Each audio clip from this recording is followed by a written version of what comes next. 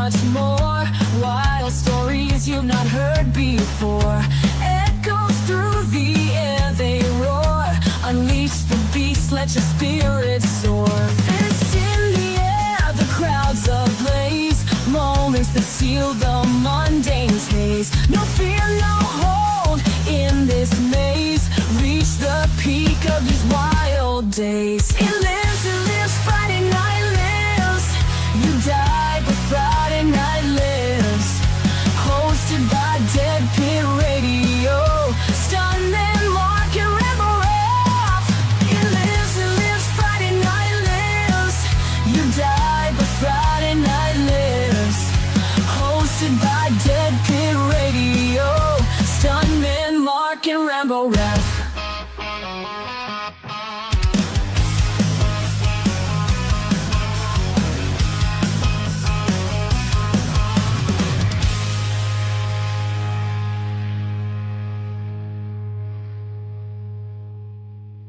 Welcome to Friday night, ladies and gentlemen. How is everybody doing tonight?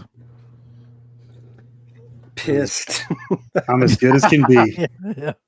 What happened, Rambo? Lay it on us. Long story short, the new fridge I got within a month is already broken, so I have to fucking draw. Oh man. So they must have brought it on and they fucked it up or something. Because now it's like the old fridge is like it's not the other stuff at the bottom sweating, the stuff at the top not. So must have been Howdy Dipshit and Howdy Do brought it in. Beavis and Butthead doing. Probably cracked something or something. They're probably out there like before they brought in drop kicking it. Like, Doing wrestling moves on it. Yeah. I didn't call today because I knew I'd be cursing. So I'm like, I'll just wait till tomorrow. I don't want to be fucking cursed. I'll calm down because I knew I was just so pissed. I'm like, I can't do this shit today. I just watched a movie and said, fuck this. So, yeah. I would have kind of liked for you to have done it and just recorded it. That'd be cool. Like to the phone call. Shit. Well, I mean, if they fix it, breaks like a month later, I'll fucking do it then.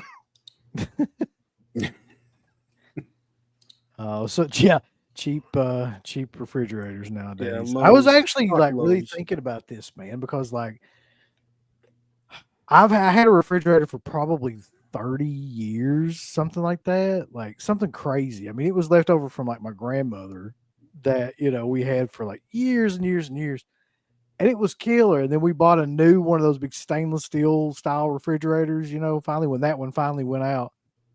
And I hate that thing with everything in me. It doesn't keep anything cold. I mean, it not like the old one. They have some sort of energy saving feature on new refrigerators that doesn't get things as cold as like the older ones.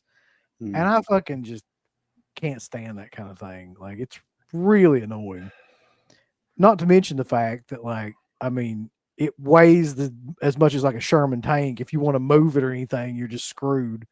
You're going to have to get Yeah. like 2 or 3 dollies at the same time and just try to like maneuver.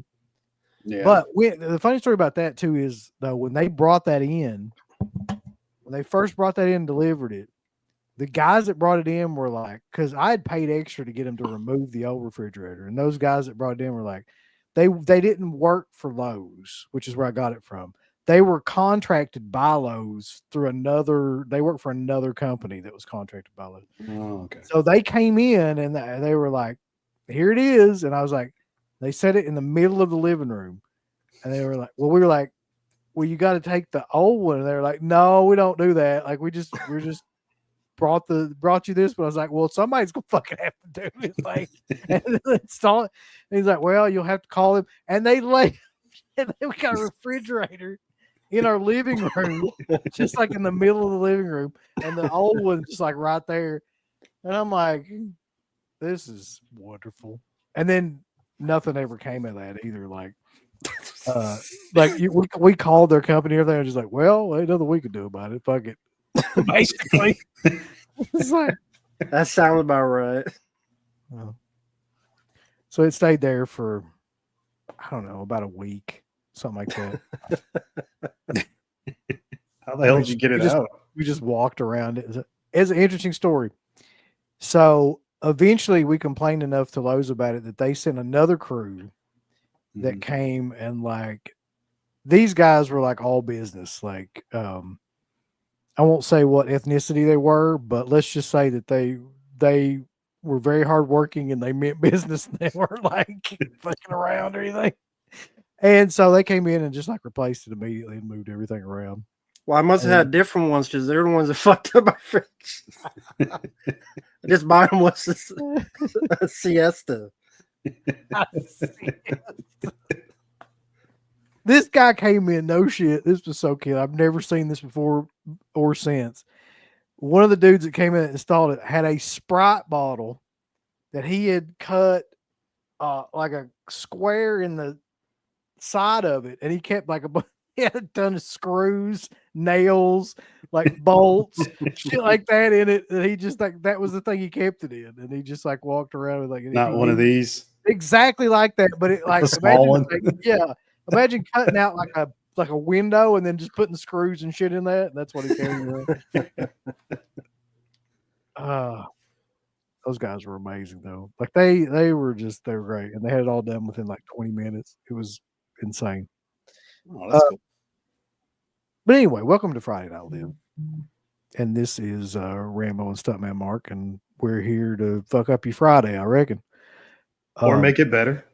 We could. Either or. Yeah. So I've got some things to talk about. Like I've got topics kind of lined up that we can all talk about, but I'm also like opening up the chat to anything that anybody wants to like bring up on here. I'm going to talk some about the Vinegar Syndrome sale, if you want to call it that.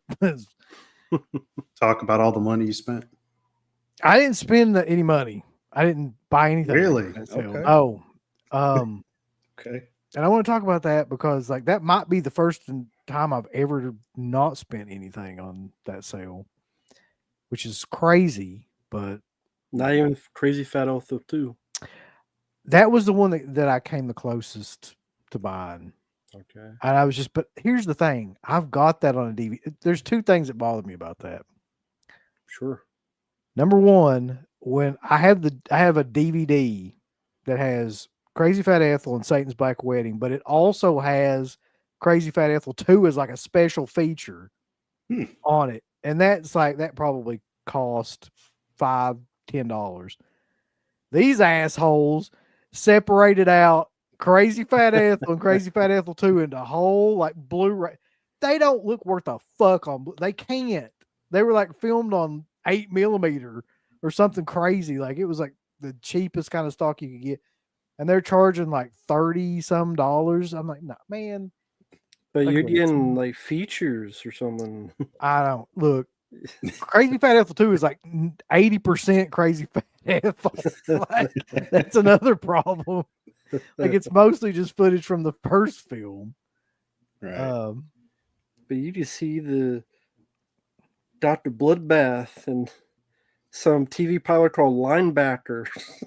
I don't know where they find this shit, man, or what I really don't. Sounds amazing.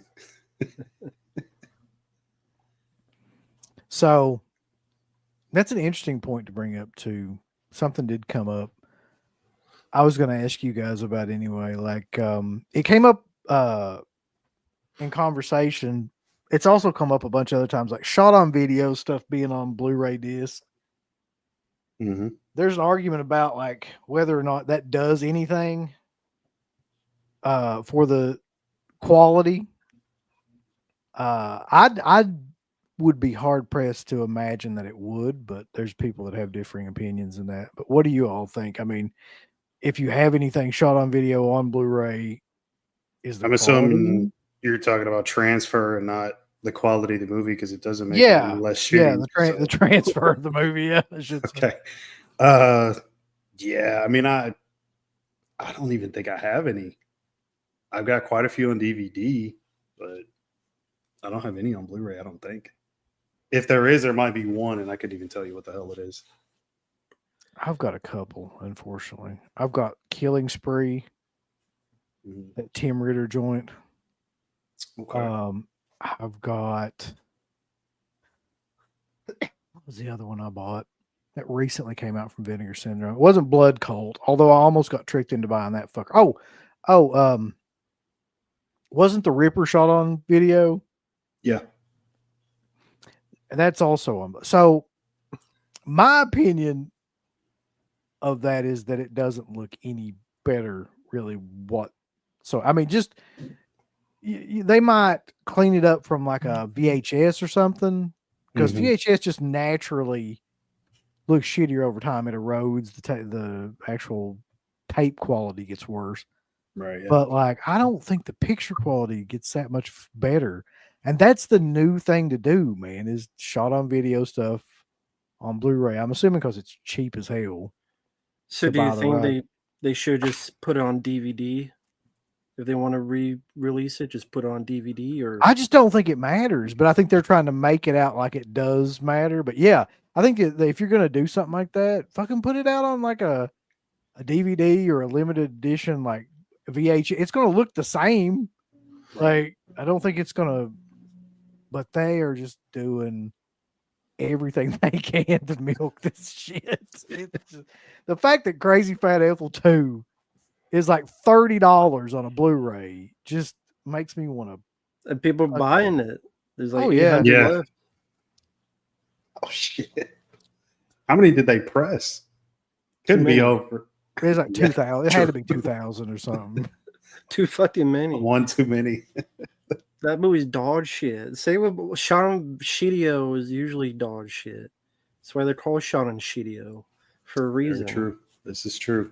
But I can't figure it out. Like, I can't figure out why people are doing it other than to make money, I guess is the point I'm I making. think they assume some people like these for whatever reasons.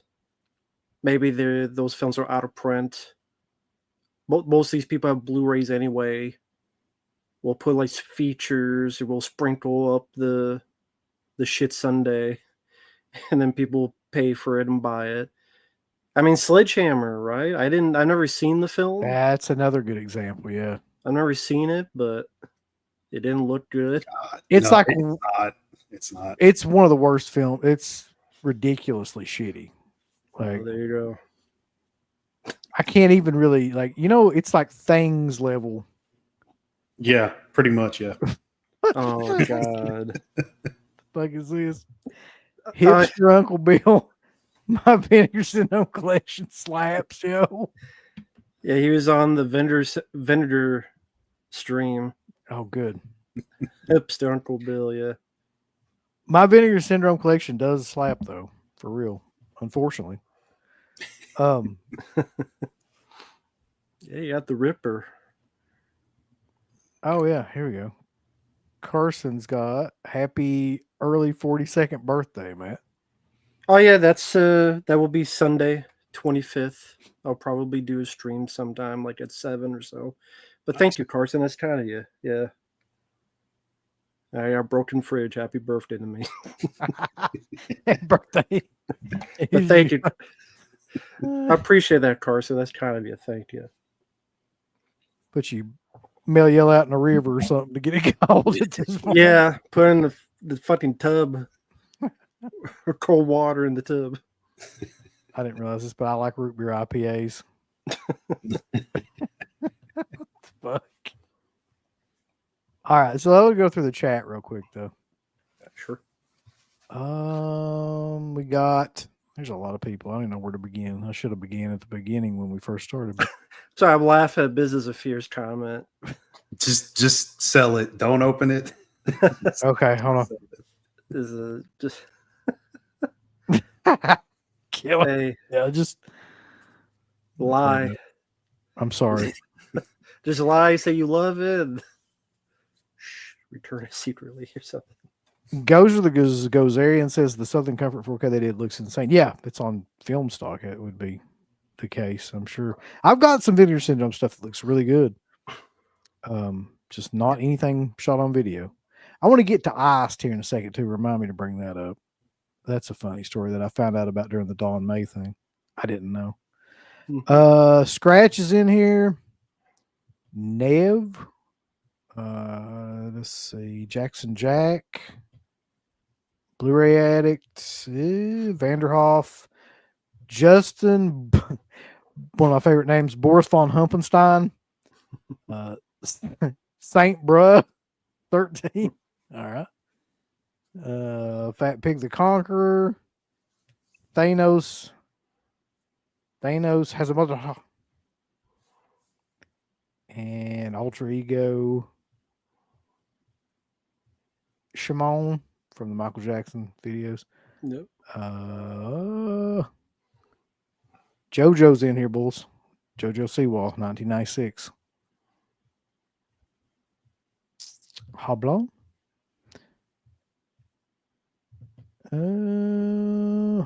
Chig the Quig. Sure. Lots of other folks are in here currently. I saw Garrett in here, but shout out to the Rad Man. Where the If you are fuck- still in here, what'd you get from Vinegar? I'm just curious. Oh, yeah, there's Garrett.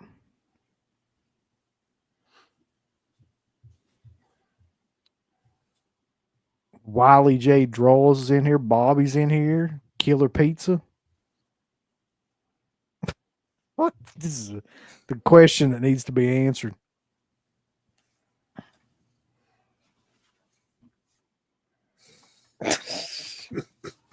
He's asking the hard hitters. Would you rather have penis-sized nipples or penises for fingers?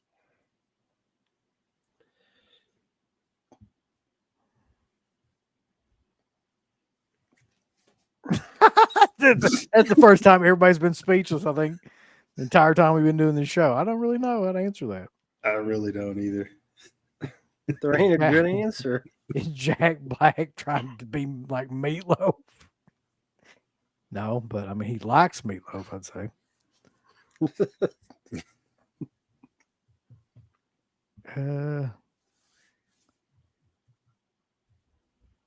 We're getting to that, Daryl. Just give me a second.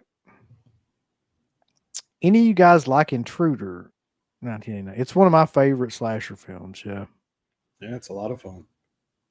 Yeah, always enjoyed it. Cool camera work, cool gore, good setting. Not sure about the very end. Bit goofy, but I like the film. Yeah, it's always been a lot of fun. I mean, as cheesy as it is, it's got a lot of that last of the late '80s charm to it that I does. really enjoy. So it's a lot of fun. Danny Hicks is great in that movie.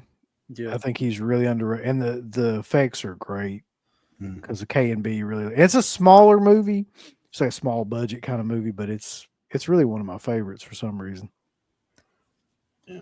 Oh yeah, Shamozen, shout out to you. I did get your gift that you were in this documentary. Thanks for that. I appreciate it. Haven't watched it yet, but I'll give it a look when I can. So thank you, man.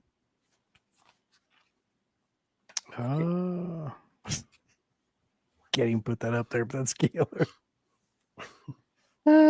Shit. All right, so let's get into this then. Like my first topic came up right now, and I've got to know what Rambo thinks about this. Okay. So Arrow officially teased the Ninja Turtles today. I don't know if you saw that or not. Yeah, saw that on the Discord, and looking forward to it. I'm glad it's Arrow.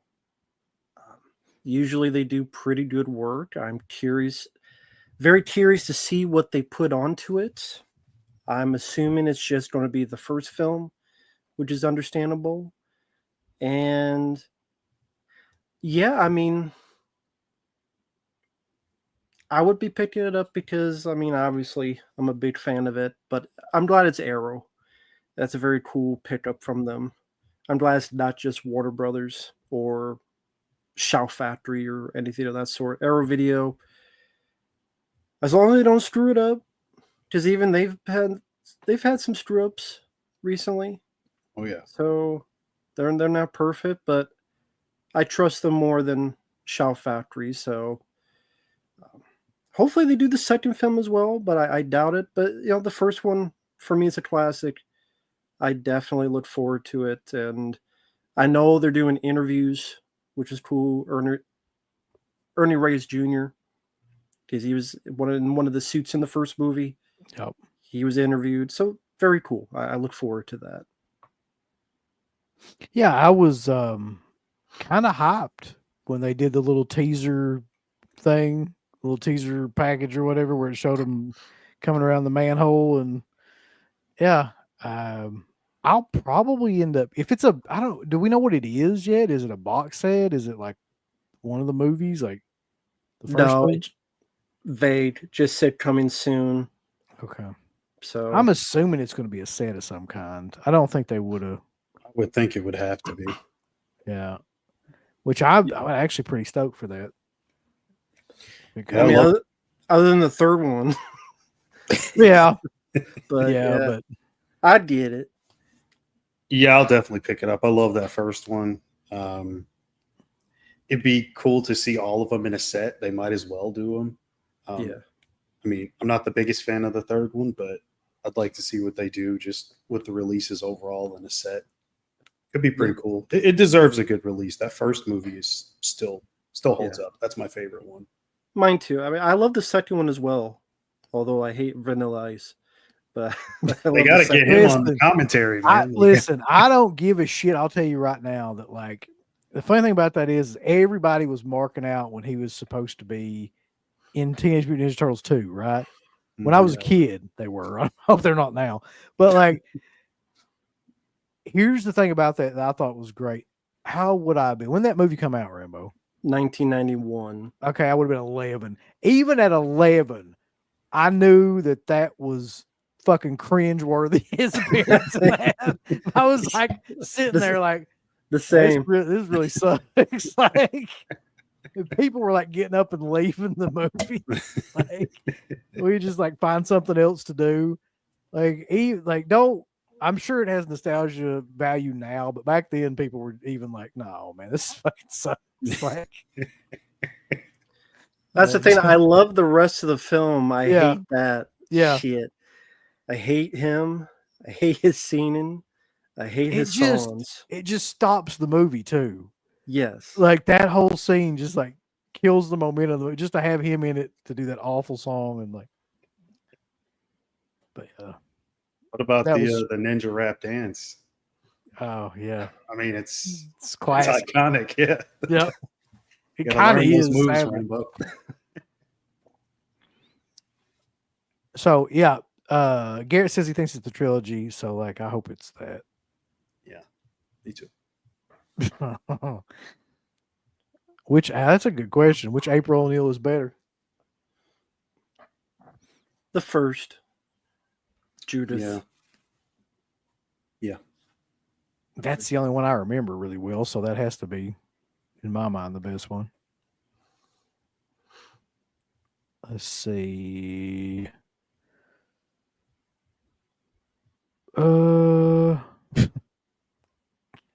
This I actually marked out when I saw this.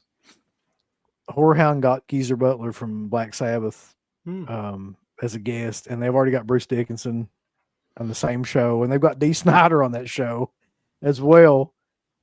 And I was just kind of like, you know what? Like, if I was them, I'd be trying really hard to get Ozzy to do that show. He's not really like done any kind of show or anything like that yet. But if he can do, I know they say his health is, but he can do a concert, he can do a convention, man. Like that's nothing but just sitting there and like signing your Mhm. name and stuff. If they got him and Geezer and even Iommi, I don't know if Iommi would do anything like that, but like that would be insane. Like that place would be, they'd have to call the fucking fire marshal. Would that be a draw for you? I would go. I've already said I want to go to this. If they Okay. keep the lineup that they got right now, I'm probably going to go to it because that's more of a metal show than it is a horror show at this point. And I'm like, a lot of these people I've never even had a chance to meet. So, Cool. yeah. Back to this real quick though. 2nd April's the one that made Splinter splooge on the roof. I don't remember that scene, but Man, what- he's watching a different movie. the movie they have like 10 inches in it. Ice-T instead of Vanilla Ice and Cop Killer. Yeah, that'd have been. You talk about putting a halt to a movie. Right. Oh, very cool. Sabbath is Yeah. one of the greatest. Yeah. Thank you, Business of Fear. I mean, I like Bruce Dickinson a lot too, man. Like, I love a lot of those Iron Maiden albums. But I mean, if I had the choice between the two, I would meet Geezer Butler. I mean, it's like meeting fucking, I don't know, like if you had a chance to meet Paul McCartney or George Harrison, like somebody that's from a band that's iconic like Mhm. that.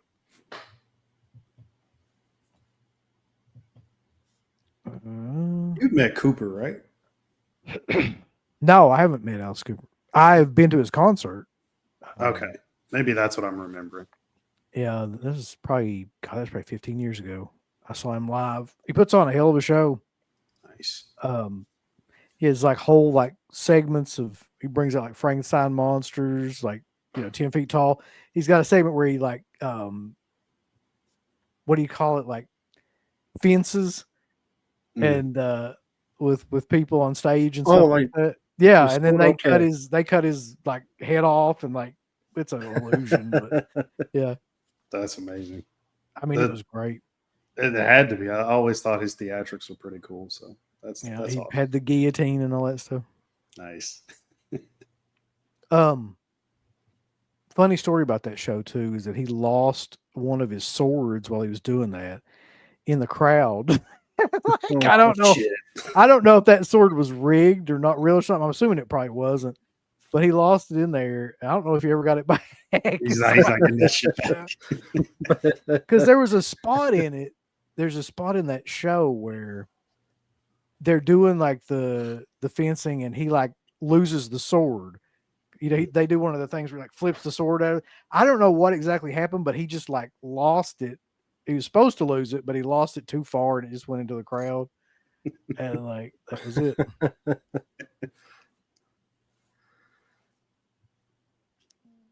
I can't blame him. I keep the sword too. Somebody did. I'm pretty sure security tried to get it back. I don't know if they ever did, but I remember seeing them like go down there. This is a good question. I was thinking about this today because Dee Snider's. I don't like Dee Snider. I never have since he was on Fangoria Radio. He's annoying. He's New York. He's the type of guy that like is the exact opposite of anything I would want to be around. That being said, like I do like some Twisted Sister stuff, so it's a real conundrum to me whether or not to do that. It'd be kind of cool to meet him. I mean, I remember, I want to say that was him who was hosting like the Headbangers Ball stuff for a while there. He seemed cool, but I mean, that was a different time. So I never heard him on the radio. So I don't know what he's like really, really like. So wasn't he like not knowing what he was talking about in Fangoria Radio? Like he didn't know what, it was clear that he was like the color guy wrestling. He was just there as a personality. He didn't really know that much about like a lot of the films that they were talking about. He probably knew cursory level stuff about horror films, but like he didn't. He was just there. He didn't know whether the shit or wind his watch. Yeah, he was just there for the name value of it and to like just, be a Howard Stern style kind of fucking guy, create controversy and shit like that. I guess Debbie Rochon was the one that was there supposed to know something.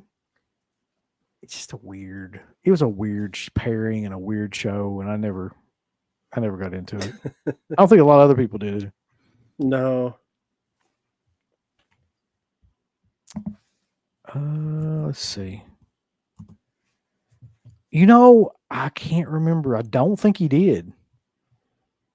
I feel like I would remember that from that concert, even if it's been 15 years. I don't think he played that song. Let's see.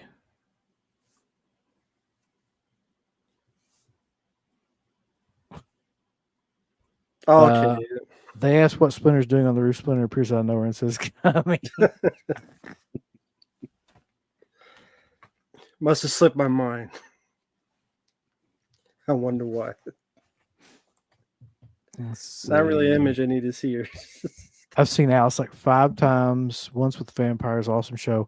Would love to meet him. If almost all his guitar players picks, I play and record with them. You know, for the superpowers. Oh, okay. With the picks, yeah. That's cool. Carter says D. Snyder will have an Eli Roth moment when he sees your debut radio shirt. Probably.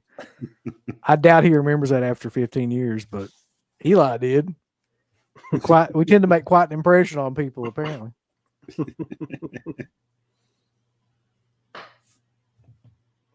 Alpha says I used to try and listen to Fangoria Radio when I had Sirius, but I just never could get into it. No, it's something about it. Like, I don't know what it was. It was very generic. I think that was the biggest thing. Like, it's kind of like what, well, I get in trouble for saying this, but it's kind of like what a lot of those YouTube shows that are really popular now are like, where it's just like, y'all see, it's like, they're like, y'all see The Exorcist? It's like, yeah, motherfucker. Like 30 years ago, I did. Hipster me says, I want to meet Chad Kroger.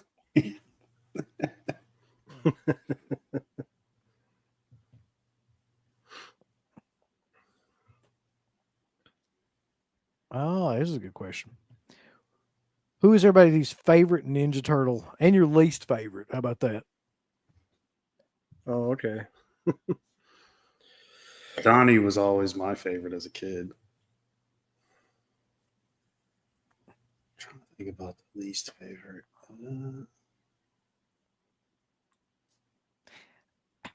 I never liked Raphael.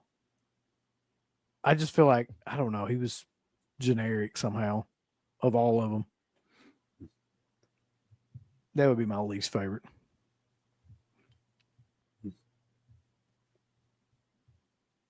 Let's see. Yeah, Vince. I met Eli Roth, and he remembered me. Like, or remembered us. He was thrilled to have us. And apparently, he was also thrilled to talk about us with Garrett at some other point in time too.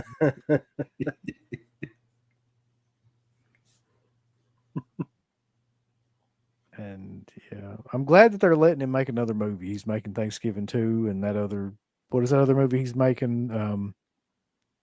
Shit. He just announced it.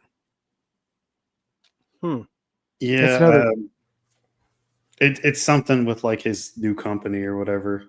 God, I can't even remember the name of it. But yeah, I didn't know. I know they're not going to let him make any kind of big budget movies anymore. They got him like back in his lane after Borderlands. They're like, look. It was the name of something else. It was like another movie. Uh-huh. Oh, somebody, Scratch just said it in the chat. Ice Cream Man. That's what it was. Yeah, that's right. Yeah, Eli Roth's making a, I don't know, a remake, a re-envisioning, whatever the hell you want to call it, of Ice Cream Man.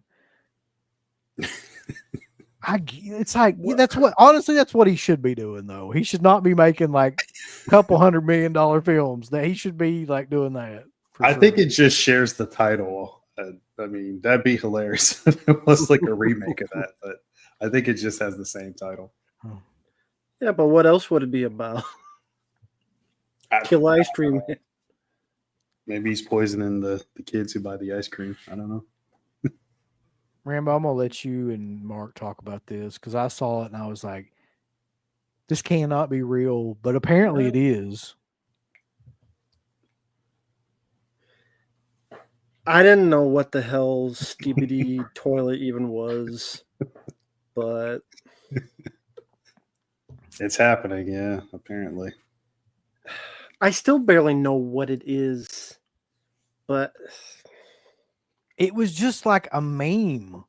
That's really all I ever saw it to be. I mean, it was just a meme. So I don't know how it's a movie. It was a meme for a really brief period of time. I don't even think it's relevant anymore now. And like, they made the actual like Skibbity toilet like a toy and stuff out of it with a guy's face on it. That was the gimmick. Yeah. And like now I hear they're making this movie and it's real, and it's like, what the fuck would they do? Like, how would that translate into a movie? I don't know. I mean, they'll make some shit up. I mean, I thought the same thing about Minecraft. I was like, how's that going to be an actual like full length feature? And It's they not. did it. Somehow they did it. It's not really a movie. It's just a string of people screaming. Like, That's what most movies are now, though. oh.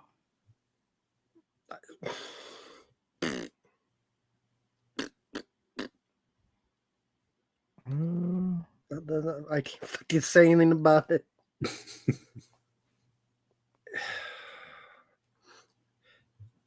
What If is you want Skibbity something that toilet? shows what, if you want to know what movies are today, Yeah, there you go. I think that's the perfect example. If you were to set somebody down and be like, what is like the modern movie like today? And I would be like, this is it. Show them Minecraft.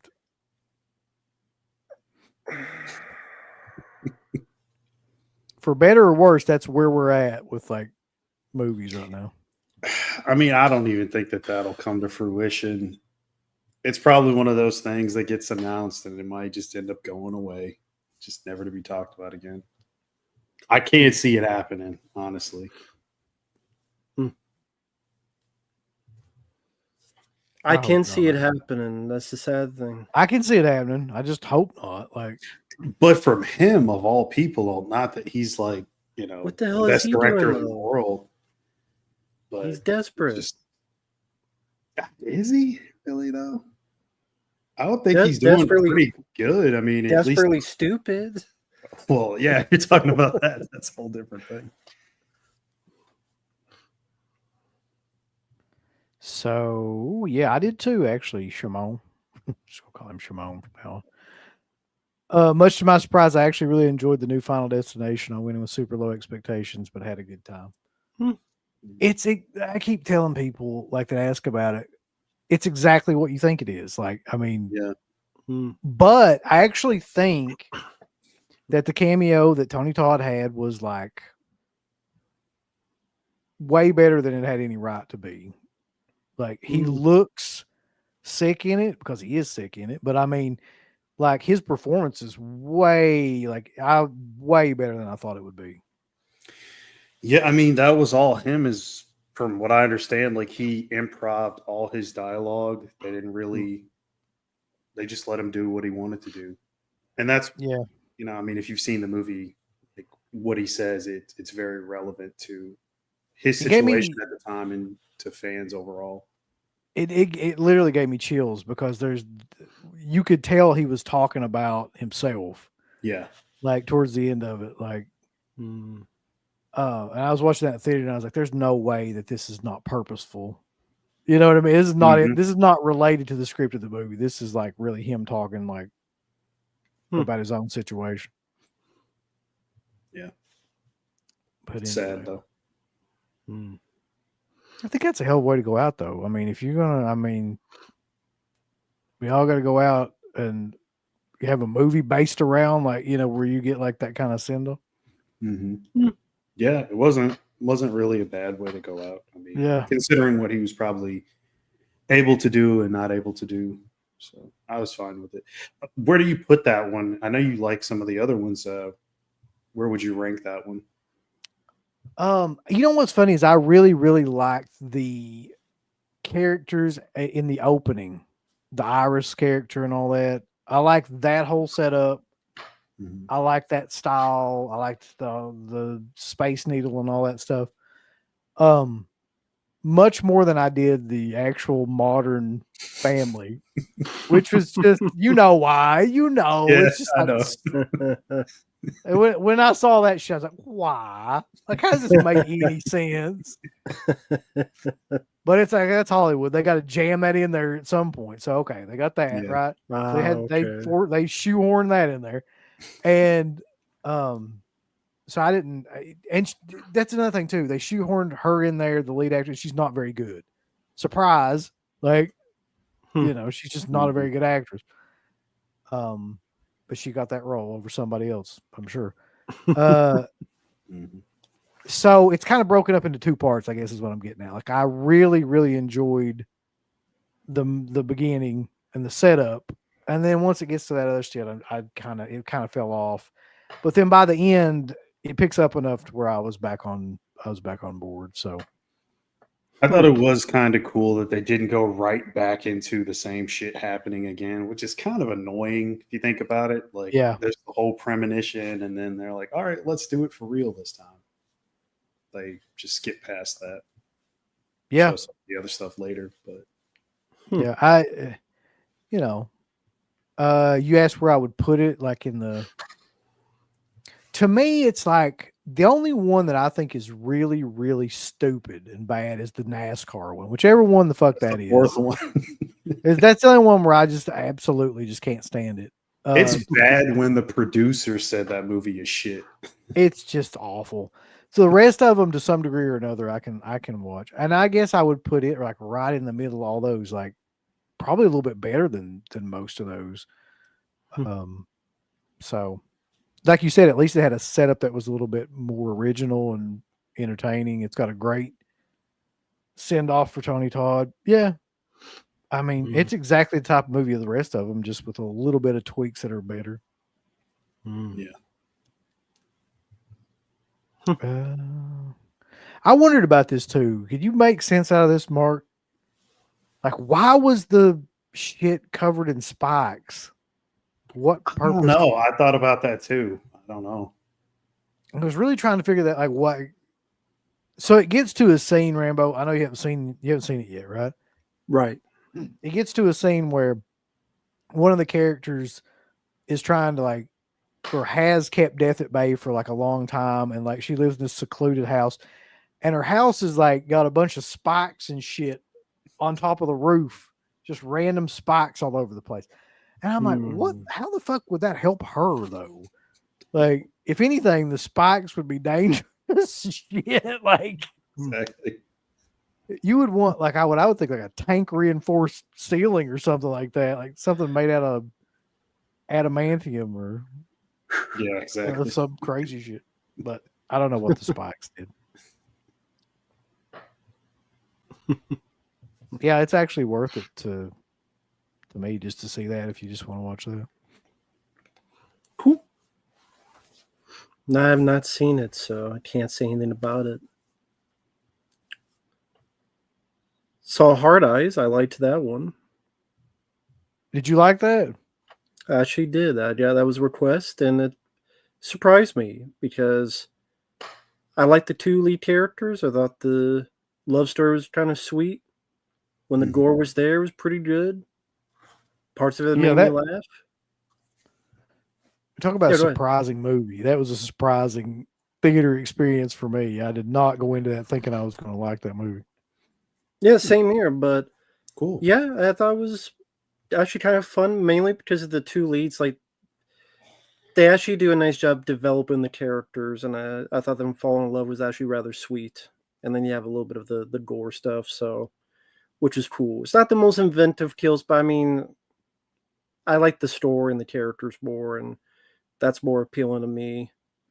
I just think I really enjoyed everybody's reactions to what was going on, because it wasn't the typical like slasher movie reactions to things, and like it made it a lot more fun, I think. Yeah, there's the bit where she's shooting but she can't hit, and he's like getting mad at her how much of a shit shot she is. And there's the one, I'll say there's one kill where I thought it went one way, but it like kept going. Yep. Yeah. And I'm like, oh yeah, I didn't expect that. That's actually kind of fun. I've been vague for people who haven't seen it, but I thought, okay, I didn't expect that part of it. That was fun. And I mean, the obligatory scream ending was kind of like, I didn't care much for that, but like, whatever, they kind of got to do that at this point. Yeah. But yeah, fun. I liked it. You guys fans of William Freakin, aka Bully Freakin, as Michael Bean called him? I don't think I could be more of a fan than that guy. I mean, yeah, Sorcerer is one of my favorite films, and then you got French Connection, which I love, The Exorcist, which I love, To Live and Die in L.A., which I love. Pretty much all of his stuff from the 70s into the 80s is, to me, like some of the best stuff. It's a I little would choppy agree. in 90s, but shit. Yeah, I mean, that's pretty much how I feel with his stuff. There's a few here and there that I'll probably never go back to, but for the most part, I like Live and Die in L.A., Sorcerer, like you mentioned, obviously Exorcist. I'm okay with that one. I don't love it as much as everybody else does, but I do think it's a good film. Yeah, very competent director. I always liked hearing his opinions. I mean, he's another one of those guys that I could just listen like to him talk like for hours. Yeah, he's one of the best interviews. Yeah, He's got a ton of them online on YouTube, and I probably watched them all. They're incredibly entertaining. Mm. He just doesn't give a shit. Like what he says. Like, Bobby's got a super chat. Cool. He says Raphael is Rambo and the Thing. Mikey is Jackie Chan, Axel Foley, and Curly. Donnie is a Ghostbusters and Dr. Mike. Leo is Captain America. Master Splinter is Mr. Miyagi. And the old guy from Bullet Train. Damn. That's a reference right there. Wow. Yeah, I did Mr. Miyagi, yeah.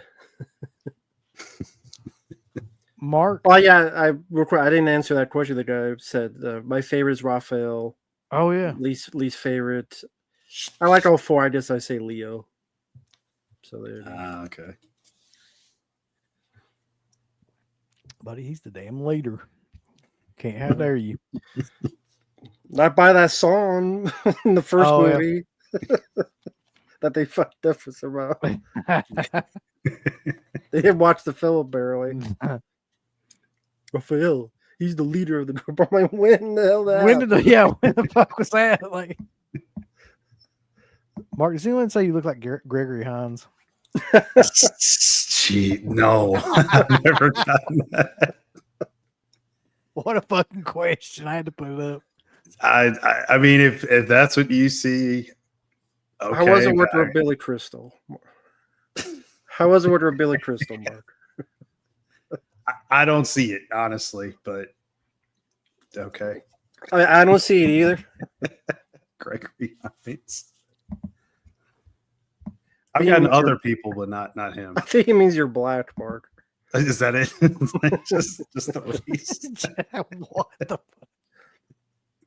fuck? Speaking of which, has there been any further hijinks at Mark's work? No. I think Sorry you to said you're disappoint. basically it now, right? Like there's no other One man crazy ass people. gang. Yeah, it's just me. And I like it like that. So, all right. I wanted to show you guys this. I don't know if you saw this. I saw it today on the Vinegar Syndrome Facebook group. And I don't know why, but it just made me laugh. So they have changed this now on the Vinegar Syndrome site because I guess they became aware of it. So I don't know, but I just thought this was funny. I don't know if this is what kind of slipcover you'll actually get. I'd say you'll probably get the corrected one. But when they originally put it up, this was the slipcover. And Yeah, they misspelled the fucking director's name. So I was like, how many people did that have to go through for approval? How do you misspell, especially like a director that's that famous, his fucking name on the front of your? Well, it's Verhoeven, like Coven. Oh my god! It's Coven. It's Coven. Yeah. Um, I don't know why, but that cracked me up. I wonder, like, how many fucked up slips do they have of that? Well, then I started to wonder, right?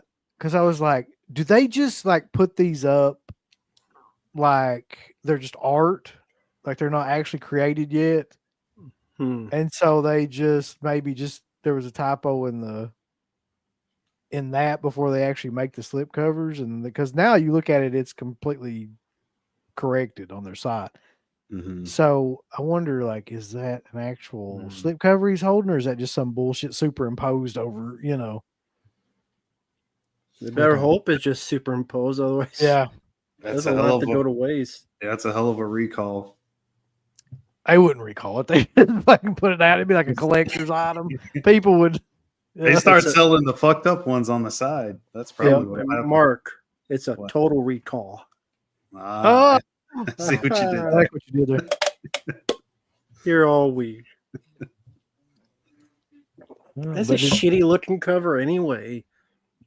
you I don't mean, like it's a that? shitty movie, but Look at that. it's just late. It's just diamonds. I don't know why Wasn't the anyone would back buy of it. it like the back of it was completely different? Wasn't it white or something? I can't remember. I honestly don't know. But I was going to ask, did you buy this? Mark? Me or Rambo? Yeah. I'm assuming Rambo didn't buy it. I don't think he fucking even likes I it. don't know. No, I didn't buy it. They had a couple like that where they put up like older ones that had gone out of print. Like, didn't they have Texas Chainsaw 2 and this and like what was the other one where they had a slip cover to it, but it had sold out too? I mean, it wasn't one of the ones that they just put up yesterday, but I know in the past they redid like Miami Connection and a few others. From Beyond. Yeah. Oh, yeah, that's one. No.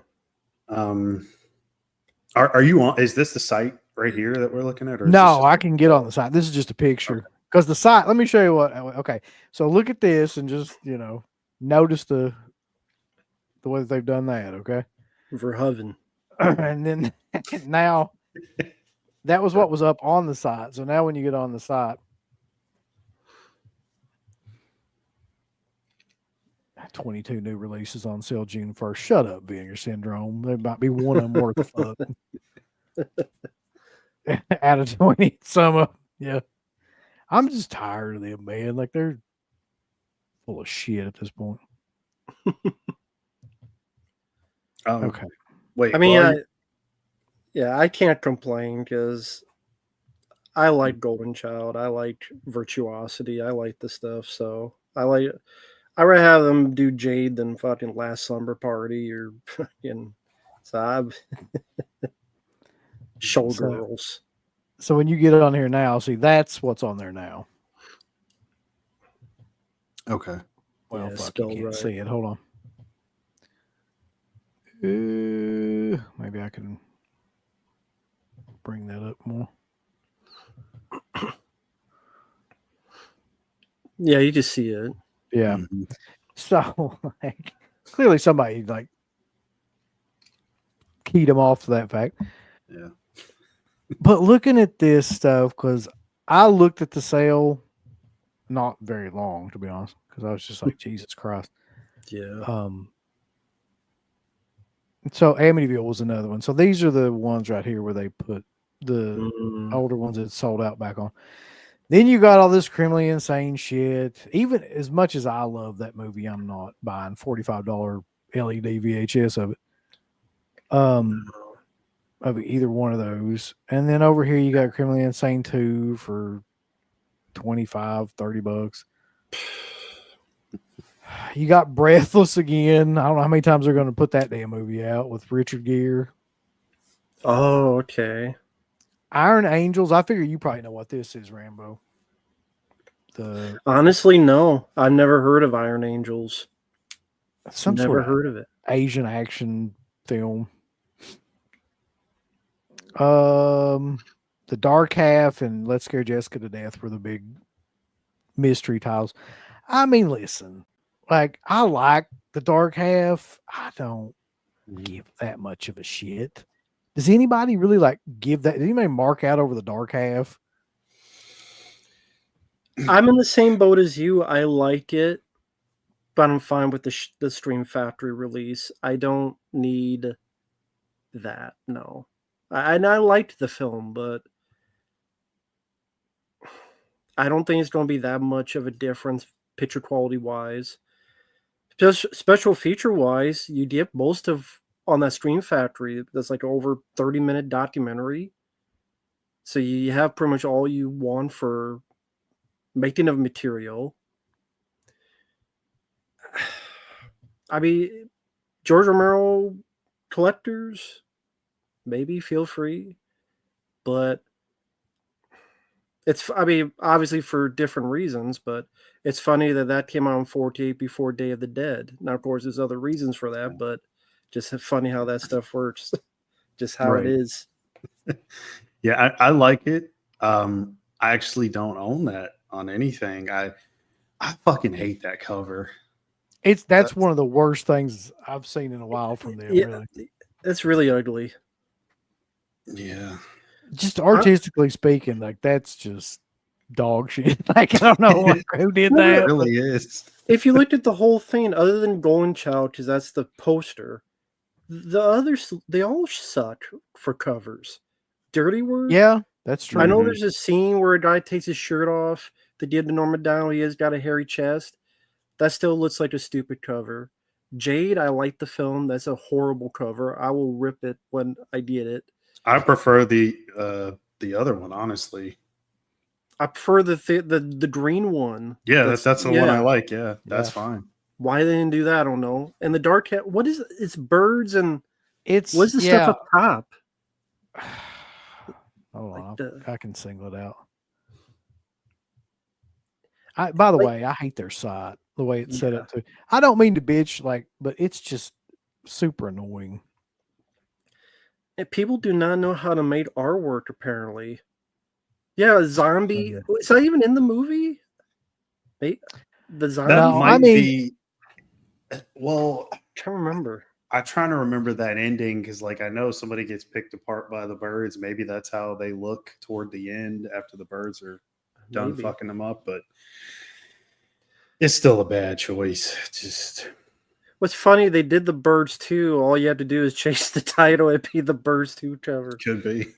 Also, I'm curious about something looking at that too. Is the disc or the Green? green? Like what an Yeah, I see that. odd choice for that. You know what I mean? Like Yeah, Mhm. neon if you look at green. the colors, none of it makes any sense to me. But If you click the X on the top right, does it show like different pictures? Is one of them green down below? let's see. Doesn't look like it. Looks like it's white on the back with like blood spatter. Yeah, so no green. I don't know what the fuck is going on with this thing. That's lazy too. Here's half his face. Here's a building. Enjoy. Yeah, that's about how exciting. Let's see.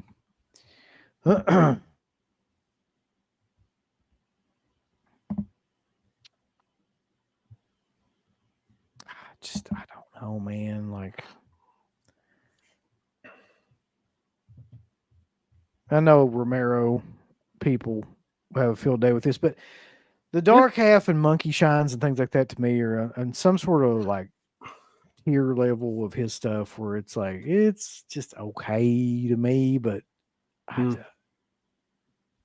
like fucking Bruiser better than I do the dark half and monkey shines and stuff. But you know, there are people that are gonna love that, I'm sure. Mm-hmm. Let's see. Yeah, I'm gonna wait for it to go down. I'll get it, but I'm not paying that much for it. No, me either. Let's Scare Jessica. That's another one where it's just like, yeah, what the fuck? It's fine. Like, it's just a middle of the road, you know, average kind of thriller style horror movie. Do I need to pay? How much is that? Fucking 45. $5? No, I don't. To be honest. Yeah, that's a lot for that movie. I like the Yeah. film, but I just if I get it, I'll wait. I'm not paying that much for that either. That's It just has too much. 8,000 units. It's going to be on there for a while. Mhm. Maybe this time next year it'll be at least somewhat reasonable price. Yeah. Hey, I just think we've reached some sort of tipping point, honestly, where it's like, to me, the demand is not in line with the cost. It's like, Yeah. I can wait.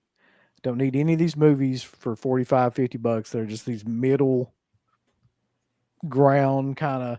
I either want it to be so bad that it's good or like really, really good if I'm going to spend that kind of money. I don't need a bunch of shit from the 90s that nobody Mm-hmm. gave a shit about to begin with.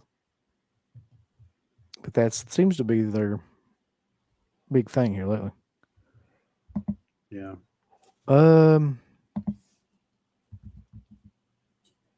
That was really the main things on there. Anything else catch your eye? I mean, well, I guess obviously nothing. You didn't buy anything, but I mean, their sale. The problem with their sale was, I'll show you right now. The couple of things that I wanted are not on this sale. Mm. I guess they were too new. This is all older stuff that I have most of this stuff, so it just didn't matter to me. So the stuff that I was really interested in, like that I still want to get from them, is like, let me show you here. So, of course, Murder Rock I have to eventually get. Devil Fetus I want to get because it's Cat 3. As is, good old Wings Hauser, the carpenter. as is the Seventh Curse and Witch from Nepal. But I'm just not paying that for that stuff. Right. I know nobody's going to buy that stuff. It's not going to go out of print or anything. So, Got to get Crack House though. Crack House I would really like to have if I was being honest. Like that, just watching that trailer, that seems like that's going to be an amazing piece of work. It's a fun movie. I like it. It's on Tubi. Anybody wants to watch it? Look, it's below 2000 too, Mark.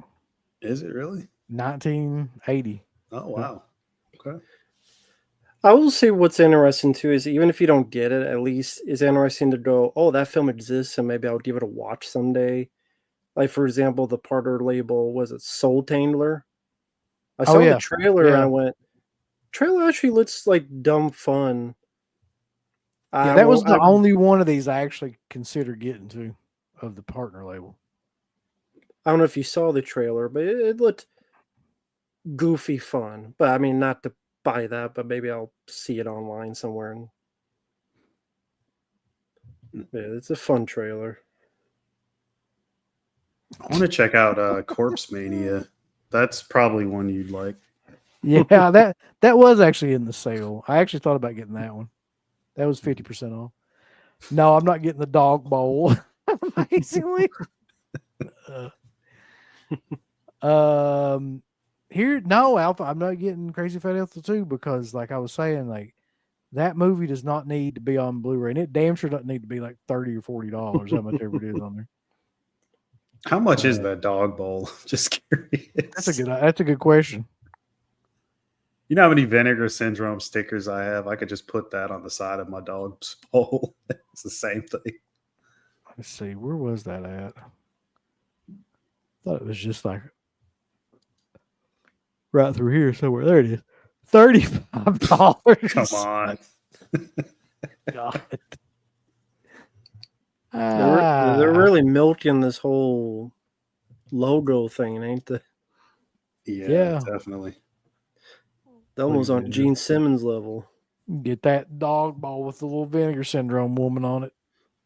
I'm waiting for the vinegar condoms. I'm surprised they haven't had that yet, really. We pleasure you with movies, they'll pleasure your partner with us. They should be like expired and like dried out. That'd be part of the gimmick. Like they're no good. They shouldn't be brand new. They go against Vinegar Syndrome's code. dried out condoms. Yeah, they're like 20 years old. Just put their logo on it. If you want to trick her to get them pregnant, buy her fucking vinegar condoms. Hey, they don't put a guarantee on anything they sell. So. Oh, that's right. There's another one, Mark. The orgy butter soap. I saw this too, and I was like, God, they're really getting out there. So check this out if I can find it. Let's see. Where's this shit at? Just want their merch. Orgy butter soap. Where's their fucking merch at? But is that Shop. a reference to a movie I don't know about, or Probably one of those softcore, hardcore-ish kind of porns they always do. Where is it at?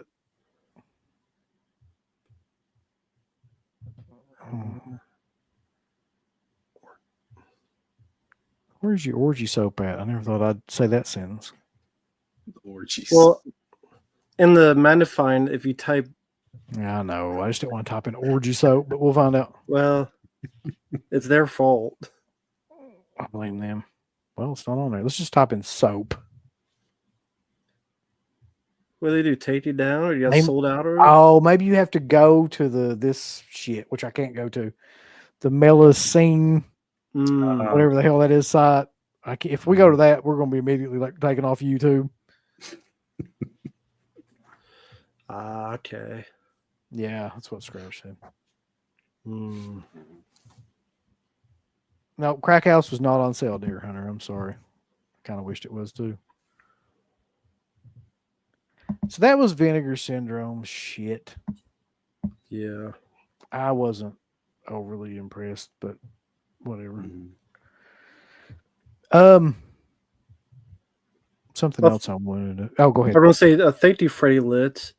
Actually, Garrett and Uncle Bill. Did you guys do you did the Bravo 100 Steers movie Mhm. moments, right? So We did, yeah. if you want on your channel, on this channel here at Dead Pit, check out their shows they did. They talked about each one and they compared it to what was the other list? Was there another list they was comparing? There was the Bravo list, and then there was a Shutter list. Shutter what was had like Shudder? their top whatever moments or something like that we had like going back and forth. Thank you, Freddie Lit. But yeah, I do remember that back in the day. That was fun to watch for just curiosity's sake. Yeah. Yeah. I did actually pick up before this was months ago. I got Women on the Run. I thought it was okay. I didn't get eye for an eye.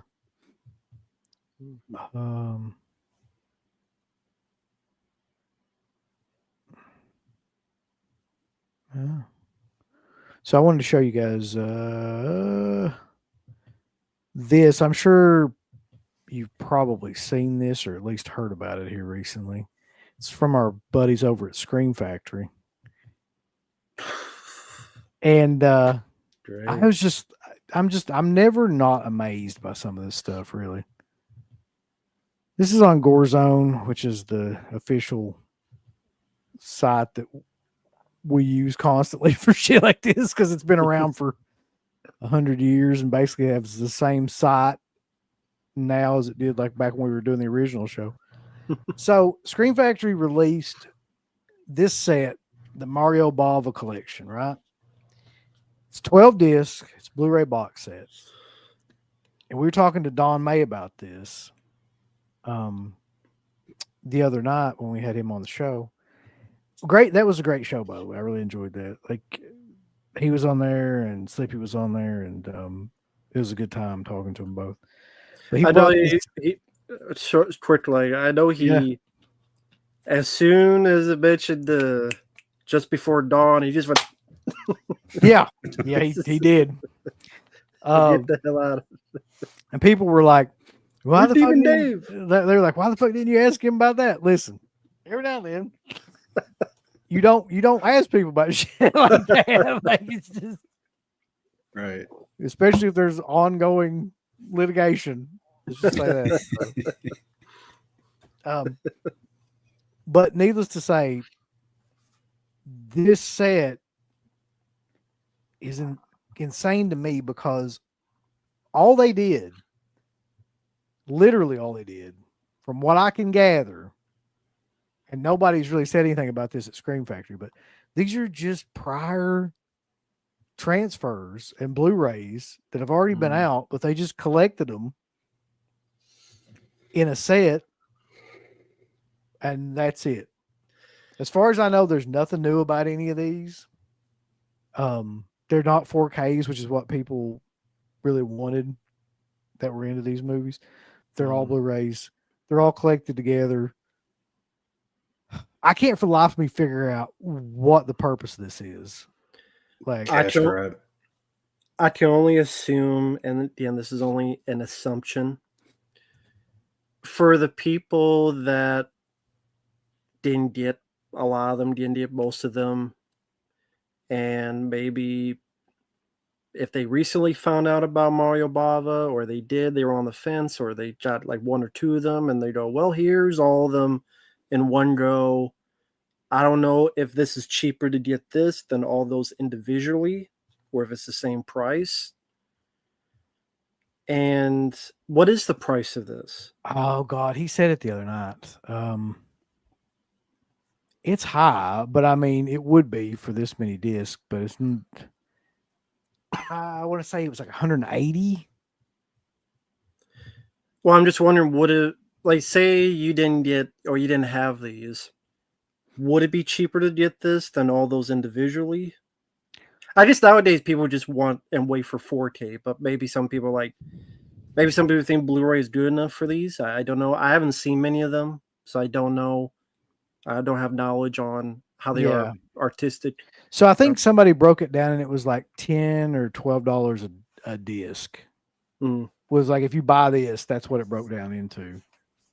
So there may be a lot of people who just don't have any Mario Bava, and this would be the more convenient way to get it, perhaps.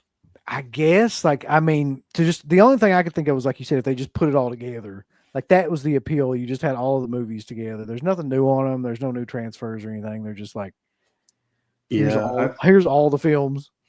I don't have my DVDs down here, but the Anchor Bay sets, it's all the titles that were in those two Bava box sets.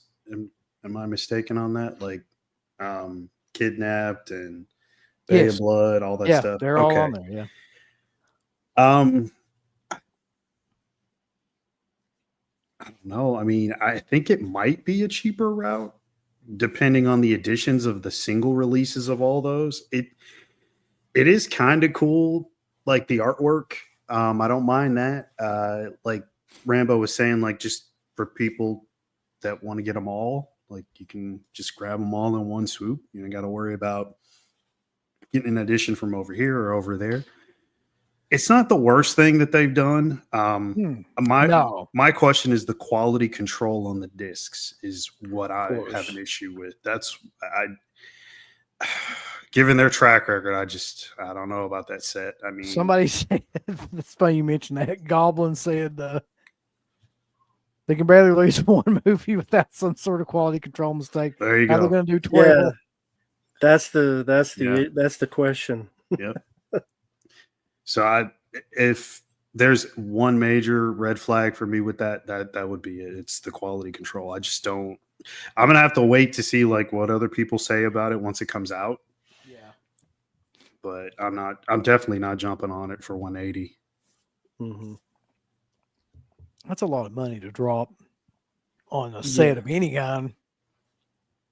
Yeah. 12 lubed up discs. Yeah, that's what it would be, really. God. So this doesn't really affect me. I'm not a huge Mario Bava fan. Like I've tried to watch this. I feel like just the wrong era. Like I got into Argento stuff first and kind of went backwards. And then once you do that, it doesn't. I don't think it translates as well. Gotcha. You get used to like seeing a certain type of thing and loving that type of thing, and then I feel like if you start out with Bava or something, like it's probably easier. The Lamberto Bava set that I saw from Severin is appealing. Now that Yeah, let's bring that up because I actually saw that today too. Yeah, I'll jump on that one. I just Severin they've been doing some really good stuff lately. I don't have to worry about and even if there is like quality control, they're not going to ask you to like burn your whole collection and take photos and shit like that. They'll actually send you out your stuff and Yeah, you don't have to DDT your disc into like a fine paste and then send them a exactly. picture of it. No, I mean Severin to me, like, there's not even any question that they've been destroying Vinegar Syndrome for a while now. It just took a turn, and they've never really gotten back on track with Vinegar Syndrome, hasn't? I mean, So I was curious. Again, I'm not knowledgeable on Mario Bava at all. What companies released those previous Mario Bava stuff? Anchor Or were they a Bay had long time them. ago? Anchor Bay had them for DVDs. I remember that because they had Mhm. the Mario Bava collection. There's like 2 sets, and I have both those somewhere. Mhm. And then Kino released them. Some point too. Arrow did Arrow some released as well. them. Yeah. Okay. So several companies have had them. Well, there you go. There's your choices. You just get it from them if that's the case. Yeah, that's the safer solution. What the fuck? I don't want to. They got these new bundles up too, but this is the one thing we're talking about: the High Tension 4 films by Lamberto Bava, which is a nice looking set. I have not seen any of those movies. I can make this somewhat bigger, I think. Hold on. So you've got The Prince of Terror, The Man Who Wouldn't Die, School of Fear, and Eyewitness. Those are the 4 films. Anybody seen any of these films before this? No. Just The Man Who Wouldn't Die, which is okay. There's one that I've been wanting someone to release, and I don't know what the hell's going on with the rights. It's is it called You'll Die at Midnight? I think is the title. But yeah, it's like a giallo slasher style movie, and nobody's putting that out. And I've been waiting for so long for somebody to get that fucking movie. You'd think it'd be a no-brainer because, like, I know it would sell just because, I mean, it's Bava, it's a giallo. You don't Yeah. need much marketing behind it to sell it. No. I think that's what they're really doing good right now, though. They're taking a lot of these names, these guys that have like name recognition.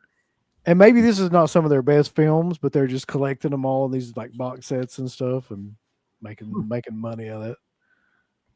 But yeah, I mean, if you're a fan of Bava, you're gonna buy this. Just like the other one too from Cauldron, right? Like they got a box set Right. very similar. Yeah, they do. I'm a huge fan of Bava stuff. Lamberto Bava stuff. Not much more so than Mario Bava. So I'll probably end up. Well, we might get this for review. It's just me and him will have to fight over who the hell's going to get it. Probably like it'll be some sort of duel or something. So yeah. So when I saw the High Tension thing, I was like, are they re-releasing that fucking? What was it, Switchblade Romance or something like that? The original title, yeah. Yeah. That's what I thought for like 2 seconds, but then I saw the Bava name. I was like, oh, okay, that's interesting. Now the Cauldron one, Yeah. those are TV movies or something. Bravito, yeah. Something Yeah. Bravito, yeah. Okay. Is that one out yet, or is it still up for pre-order? Well, if it's from Cauldron, it's probably still up for pre-order. Let's check. Yeah, of course. What am I thinking? Yeah, What It about- take like 10 years to put something out. Yeah. What about Thorn Girls? when is that's Star on- Wars coming out? On sale for $20 for Just Franco. Thorn Girls. I mean, if you don't have Thong Girls, what good are you really? Let's see here. Now, Cauldron, though, is the one that's run by Diabolique. Hmm. And they've got a couple of new things on here too. I'll switch this over to their website. So they got Rico the Mean Machine, which I've seen that on DVD at some point in time, and The Great Chase. But this is the one that you're talking about, the Lamberto Bala's Brivido Giallo 5-disc Blu-ray CD box set, Yeah, that's it. which includes Until Death, Graveyard Disturbance, The Ogre, which isn't that one of the Demons movies, Yeah, Demons 3, I think. and Dinner with a Vampire. And that one is currently going for $100. I have not bought that yet, but I want to. I just I can't pull the trigger on it. Yeah. $100 fucking dollars. Yeah. They don't list like their stock amount on that, do they? I don't think so. Okay. Let's see. There's probably a way to hack in and find out, but I don't know what it is. No. It's limited to 2,500 though. But it would be nice to have some sort of counter or something. Right. Let's see what this is. Oh, this is what they actually look like. Oh, okay. The discs themselves. Yeah, it looks cool. You seen any of those, Rambo? No, I've heard of Graveyard Disturbance. I've heard of that one. I haven't seen it. I mean, I'll buy that eventually if it doesn't sell out, but it's just I have an extra $100 right now. It's a lot of money. Just put it on your credit card, UB. Yeah, somebody who was it who told me that recently? Buying something and they wanted me to buy something. It was like $1,000. Like, dude, I don't have $1,000 right now. Like, just put it on your credit card. I'm like, okay, if I want to pay like 30% interest on it, I fucking will do that. It's fucking people. Goblins Inc. says, got the Cauldron set. Graveyard Disturbance is cool. Nice. Robot Logic says, guys, Iron Angels, this is the Vinegar Syndrome I was showing you, Rambo, is a holy grail for Hong Kong action. So, Yeah, I was looking at the trailer. It looks fun. There's a guy in a kind of like James Bond jetpack with like mini guns. yeah. Never seen them. I love Blade in the Dark. I like Macabre better. Mm-hmm. Macabre's an insane movie. I just love that movie. But I'm a big fan of Blade in the Dark too. It's also insane at the end. Yeah, that ending is crazy. I like it. VS did a great release of it, so Yeah. I'm glad that's out there. I even like Delirium, which Yeah, that's not a lot of people do. That's so weird. I mean, that's like one of my favorite ones for me. Mm-hmm. It's like a bad acid trip or something. Yeah. Has this shipped? I honestly don't know. It says this is a pre-order, which will ship date of May. This is another thing I hate too, real quick. While we're just talking about things that we all hate, which is basically what we end up doing. So used to be you got a date that something was going to be released. Yeah. And to some degree or another, like companies like Arrow still do that. And some other companies. Mostly what's going on now, though, which drives me crazy, is these companies will just put up May 2025. It's coming out. We're sometime in May. We don't have anything specific for it. And then May will come along and be like, well, we pushed it back to fucking June. Like it's coming out sometime in June. It's like, can't you just, I mean, people are paying $100 for this. Shouldn't you have like a date that it's going to be released? Don't even get me started on shit with like TerraVision and Air 444 and all those companies. It's only two of them. What do you expect? I don't give a shit. It's only one of them sitting there with like a fucking. They got like a pair of scissors in one hand and a fucking one of those package tape things. Like, get the shit out. Packing tape Yeah. rollers. Like, do some coke or something and get to work. Like, fucking people are expecting their packages, man. I did some fire under your ass, just some Yeah. cocaine. Good Lord. Oh, that's good to know. Vinegar Syndrome has a credit card with a $4,000 limit. Jeez. I'm sure How do some you know people that? have that. How do you, unless someone has, Oh, he's saying that Uncle Bill has the Vinegar Syndrome credit card with a $4,000. Is that a real thing? I'm hoping he's Reading just that, kidding. I just assumed it was. Seemed like something they do. vinegar, I'm praying he's just kidding around. vinegar syndrome credit card? They should have one. Updates their website like every 5 months. You never know like when anything's coming either. You They get it don't when tell you get it. Yeah, just don't even ask. Let's see. That's a really cool looking set, though, and the Yeah, discs I and li- everything. Yeah, I like it. I mean, the even was it House of Doom set? That one looks cool for what it was. Yeah, I've actually got that one. And But the sadly, thing, like you were talking about with Arrow 444 and these guys, yeah, the problem is they see these dollar signs and they, I feel, get overzealous. And like when I did a video the other day, I was just randomly ranting about like people do these documentaries and then they take like 8 years because they did like 4 other documentaries they want to make instead of finishing the one they're working on.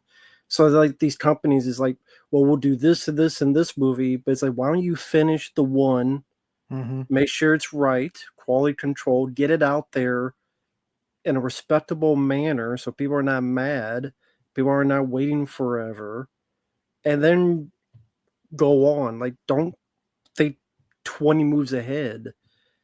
These companies just get more and more overzealous, and then more mistakes get made, more delays, and they go, well, they'll buy it anyway.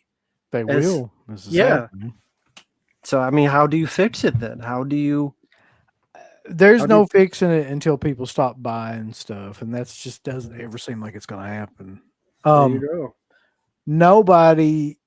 This is a good segue into what I was going to talk about with Iced, the shot on video one that got released by Vinegar. So when we did the Don May interview, I wasn't really aware of this, but I kind of was after watching it. But like that transfer supposedly was just like, oh, that's just a VHS fucking rip onto a Blu-ray.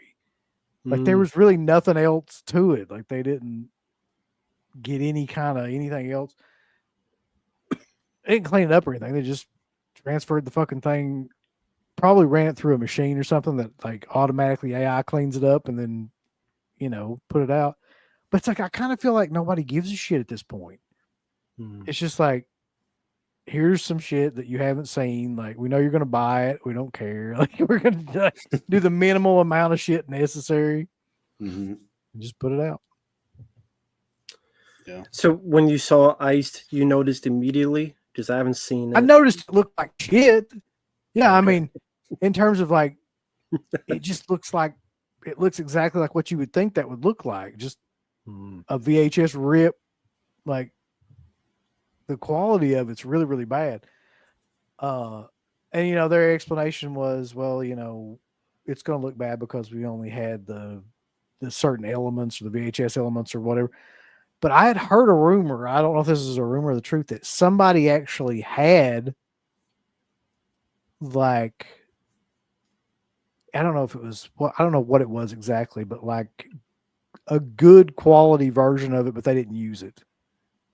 Vinegar Syndrome didn't use it. They just put out like whatever. I'm guessing there was no explanation as to why. I'm guessing maybe they thought it was too expensive. Probably it was either too expensive or they wanted to rush it out. I was thinking that it's probably the latter. They got to get it out. They want it up there on the site. Yeah. Well, I mean, if they're making as much money as Christian said the other night, then they could afford it and do it right instead of people. That's it again. Companies out there, when you half-ass one thing, you do it twice, you do it 10 times, and then that could be. I mean, it should be a downfall, but like you said, and other people said, I guess people don't care. I guess No. I would think if you do like the film, you'd want to see the best quality. Otherwise, if it's just a VHS, you could probably watch it on YouTube or something if it's the same quality. You could, you definitely could. Mhm. Like, and that's the issue, right? Like, why are you paying 40? Did they put up something that said that? Was there like a disclaimer? I can't remember. There was. Okay. There was some sort of disclaimer that said that at the beginning of the film. I can't remember exactly what it said. I have to go back and look. But like, Well, I meant like on the site, like before you even. Oh, I buy don't it. know. Like it was like right next to the price on there or something. Like, hey, like this is not like a actual. they put a disclaimer. It's like, hey, this looks like shit. Before you, like, yeah. But that's kind of my issue with this shot on video stuff, which is like, now we've gotten to a point where they've run out of like other titles that were actually made on film. They're releasing all these shot on video films that do not benefit whatsoever, from what I can tell from this kind of format. But they're charging like the same price as $40-$50. It's like, you could watch that shit anywhere and it'd be the same effect. It's like Tubi or something like that. mhm. But with those, I think for people who buy them, they're buying the package, they're buying the Very true. wraparound Yeah. setup. The movie is just the bonus, if you want to call it a bonus.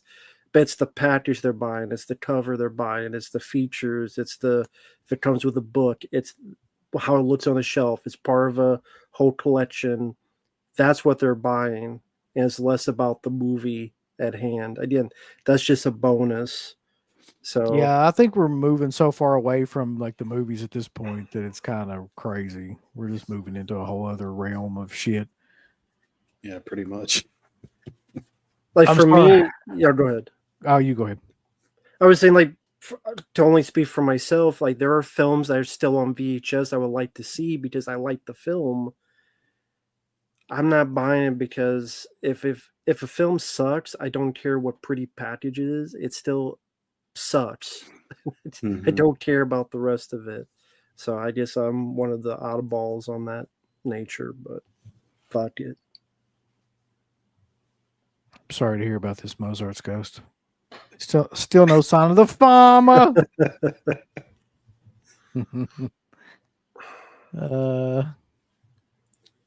Your trading cards.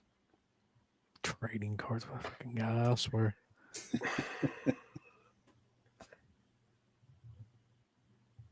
Yeah, it says newly restored from the best available tape master is what they said on the page. I like just the VHS tape. Fuck it. Newly restored. Wonder what that means exactly. I mean, that could mean anything, right? Like I could say something was newly restored and just fucking just put it up there. Like Yeah. yeah, I looked over it. It's restored. There's not one single piece of restoration on that. Yeah, this is one I've been thinking about a lot lately because I watched it on DVD recently. The Watchers not being in 4K yet is a travesty. Yeah, you got all this other stupid shit, Mhm. and that movie is not out. That's at all. like that's the only way to see it, right? I mean, there's no other physical, right? No, as far as I know, the DVD is. I don't think there was ever a Blu-ray of the Watchers. No, there's never a Blu-ray. There is a HD streaming because I'll show I bought this because of that. Shh. But I mean, they're not going to make it, so I bought. That's where I bought it. So, and it looks good, Mhm. HD, Yeah, 1080p. But that's the only way you. Whether they Listen. can't find it or they don't want to deal with the rights or however it. Was that like the AI things that we found that one time? Not this one. This was Okay. streaming.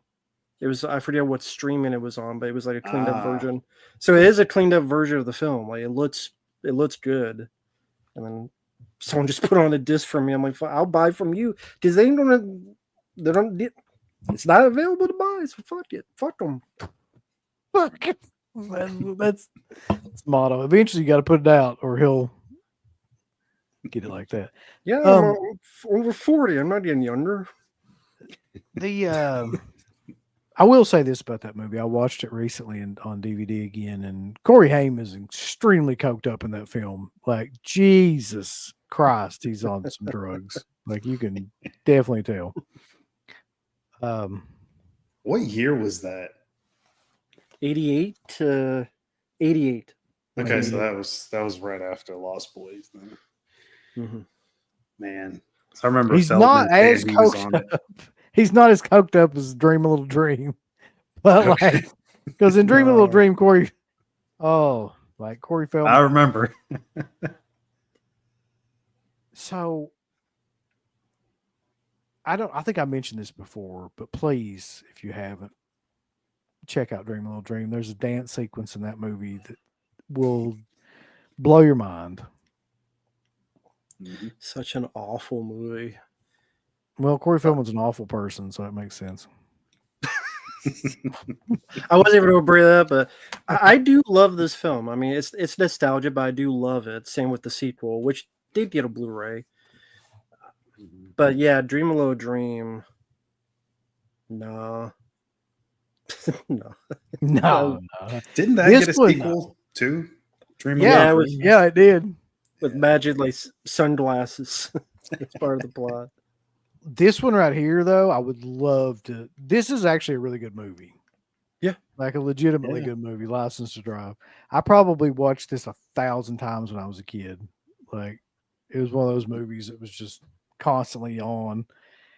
It's great. I mean, it's probably one of the better Corey movies like Yeah. that. Yeah, it's a lot of fun. It's a shame. And we'll probably never see it. No. Didn't I think Demolition High with Corey Haim Demolition got a High, release? It did, yeah. I want to haven't say seen- that was, what was that? Was German? It Was 88 it film? German? I don't know. I did not get it, sadly. I'd be curious to see because I remember seeing that film. Not minding it. Is that Blu-ray out of print too? The License to Drive Blue? I thought it was. Okay. There is a German media book if anybody's interested. It's another way to get it. And yeah, Demolition High was a media book, although Diabolus is not in stock. Oh shit. Okay. So Those Y'all are always remember? pretty limited though. So Yeah, those Yeah, media that sounds books. right.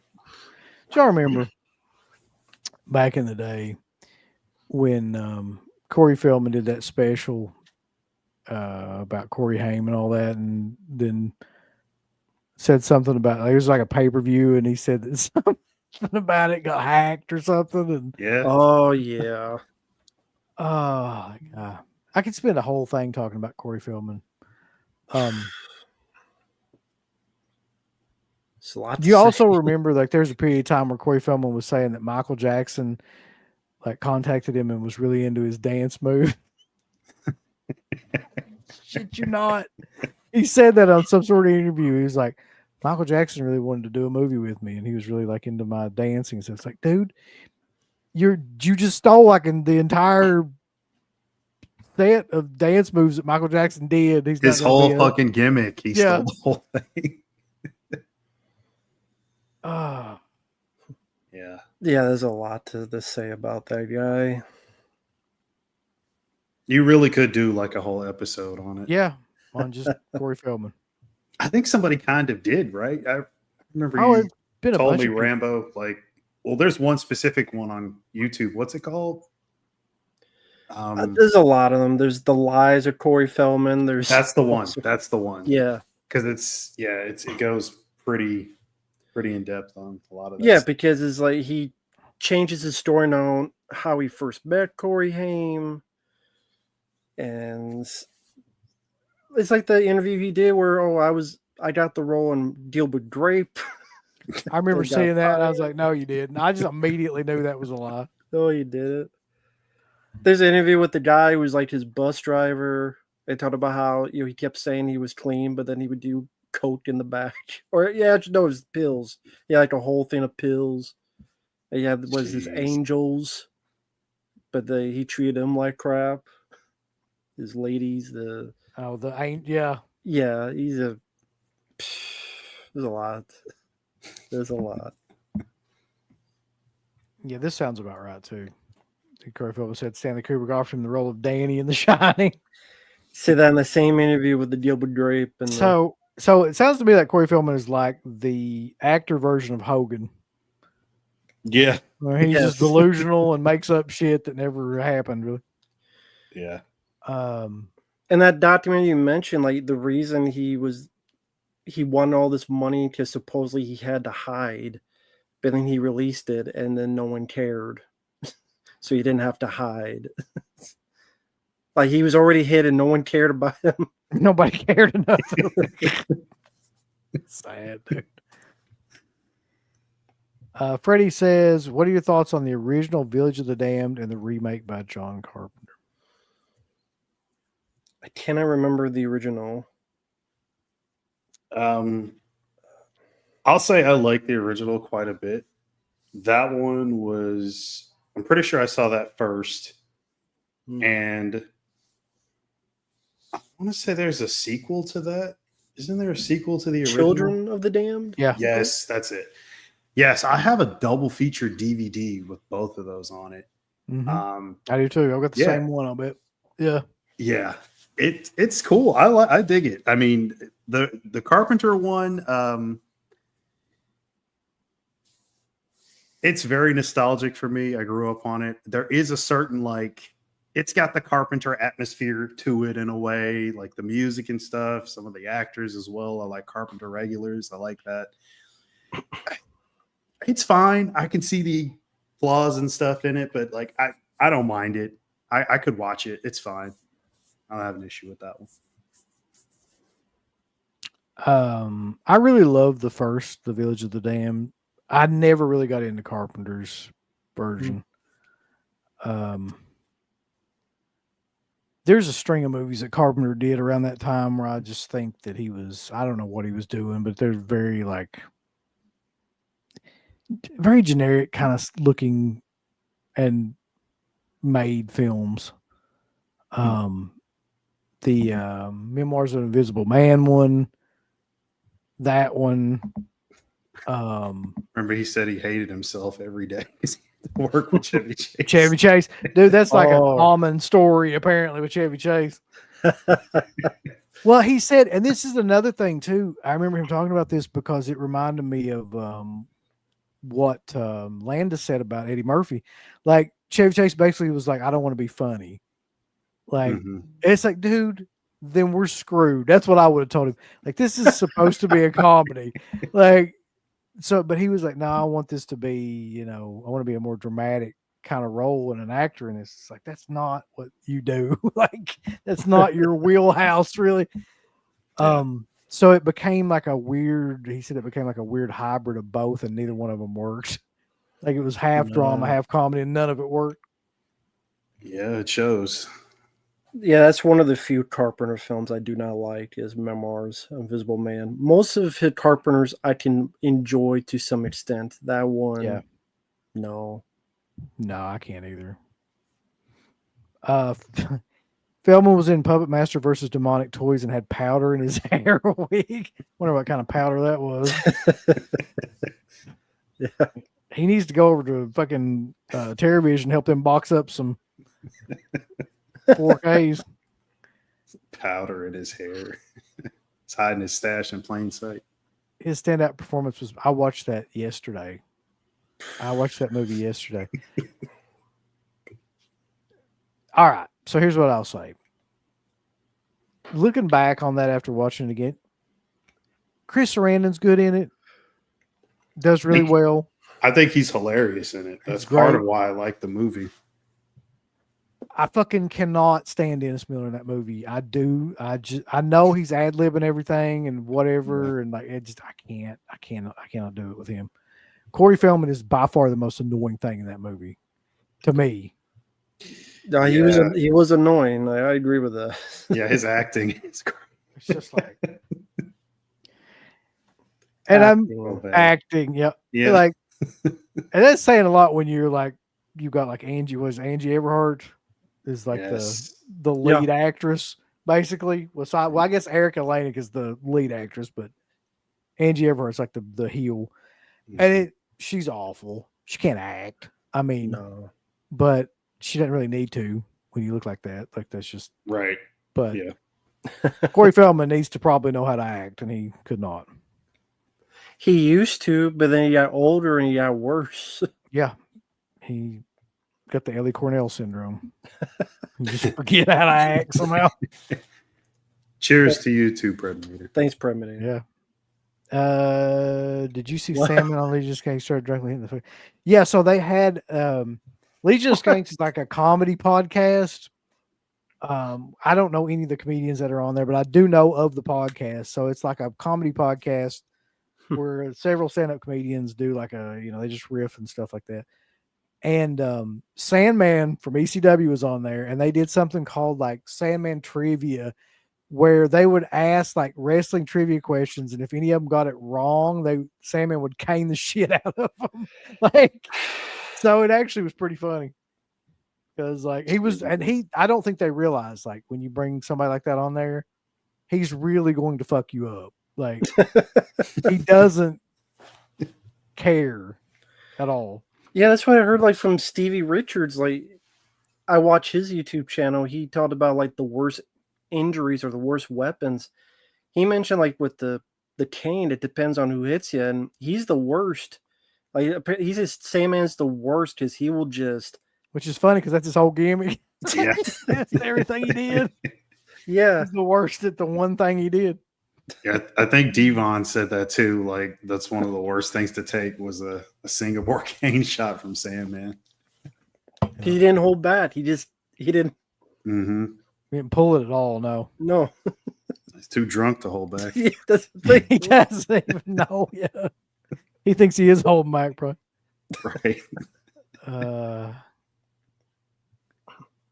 Yeah, I mean, after watching it again, like I thought it was fun, stupid, It's stupid, Yeah. silly fun. I don't awful, mind it. but awful in like a great '90s that era kind of way.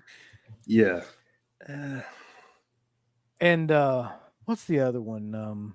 I keep thinking Dark Knight, but that's not it. Demon Like, Knight? Midnight. Demon Knight, yeah. I actually like that one a lot more. Yeah. To me, it's got like a much better kind of Much- atmosphere and much story, better. and yeah. Yeah. Yeah, I like Demon Knight. The thing Yeah. with Bordello, I'd rather just go watch From Dusk Till Dawn. If Yeah. I like, It's a much better version of that same movie, really. I can see that. which was going to be Tales from the Crypt, but then they said no, and then they got Bordello Blood instead. Just For Dusk Till Dawn was going to be a Tales from the Crypt movie, but they still makes sense. Tarantino no. So I'm sure that's Does Mark like Feldman and Bordello of Blood? I mean, I don't mind him. I He mean, really in liked con- that motherfucker in anything, really, right. except for like stuff he did when he was a. I was young- gonna say, yeah, the younger stuff, he's fine. In context, that whole movie, everybody's just fucking there and they're getting paid what little money it probably was, and he's just there. I don't like him or hate him in it. It's just whatever. I mean, ironically, I think looking back at his other Tales episode that he was in, because he was actually in an episode of the show as well. I think he's doing a better job here. That he was overacting a lot more, I think, in the episode that he was in, but Yeah. that's a whole nother conversation. Yes, Gozer. I do know Shane Gillis. Like, his first special, the one in Texas, was one of my favorites that came out for the last, I don't even know how long, how many years. So yeah, I am aware of him. His Trump shit that he does on oh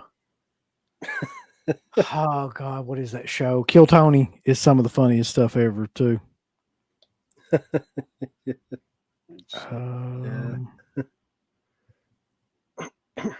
Ever see Tales from the Crypt Ritual? It has Tim Curry.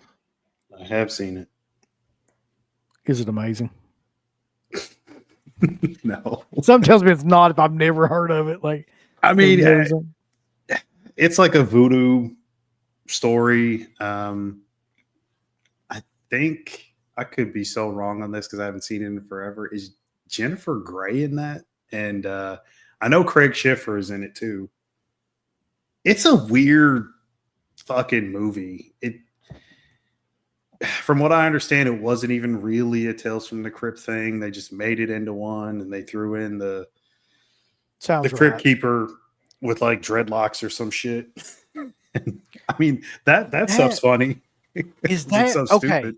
Which one is it? Because I watched this and I was like, oh my god, this looks so freaking bad, but it's hilarious. Which one is it that has like the CGI-ish kind of version of the Crypt Keeper, where he's a director and he's standing up and walking and stuff, and like he's directing a scene in a movie? I think you're thinking of Demon Knight. Is that Maybe. Demon Knight? Because like the beginning portion of it, he's directing. I don't remember CGI. Though. I don't remember. CGI. Dude, he gets up. I don't know if it's CG or what it is exactly, but he gets up out of the director's chair and he runs over and he's like talking to, I think it's John Larroquette, who's dressed up like a killer or something in the scene. Mhm. And he's like berating him for how bad he is. Yeah, that's Demon Knight. Okay, so that looks so bad. And Goblins is saying that's Demon Knight. They put his head on another person's body. Oh, okay. Yeah. It looks Okay. fucking ridiculous. I was watching that. Oh my god, like, Okay, that looks so shitty, man. They should never ever do stuff like that.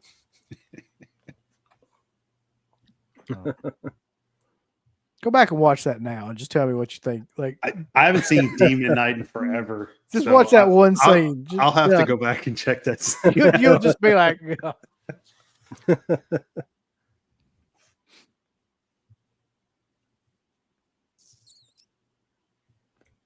Oh yeah, I did hear about this too. So this comedian, this Big J Everson guy, is like super obsessed with Corey Feldman because of what we were talking about, like how many lies he's told and all these different kind of discrepancies and things like that.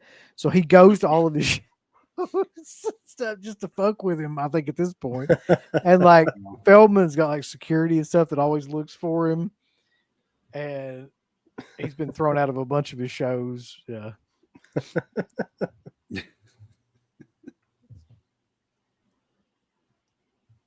Yeah, that was a great episode. The one where he makes like barbecue or something like that, or steak. He makes steak, I think.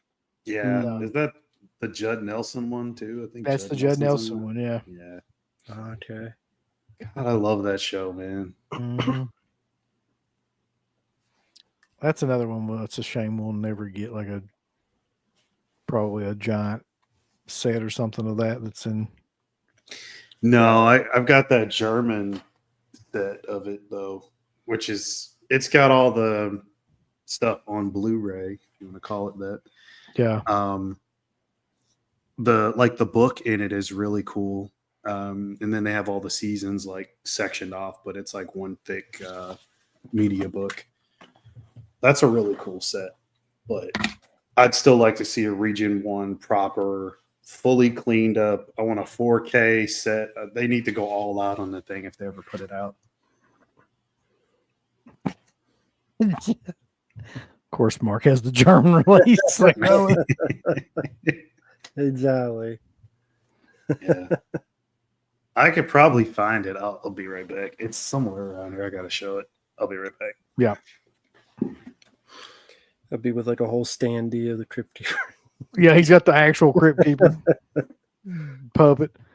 Why do you guys think the director of Scream 6 didn't want to kill off any of the main characters. A lot of fake outs, and most of them shouldn't have survived with those ones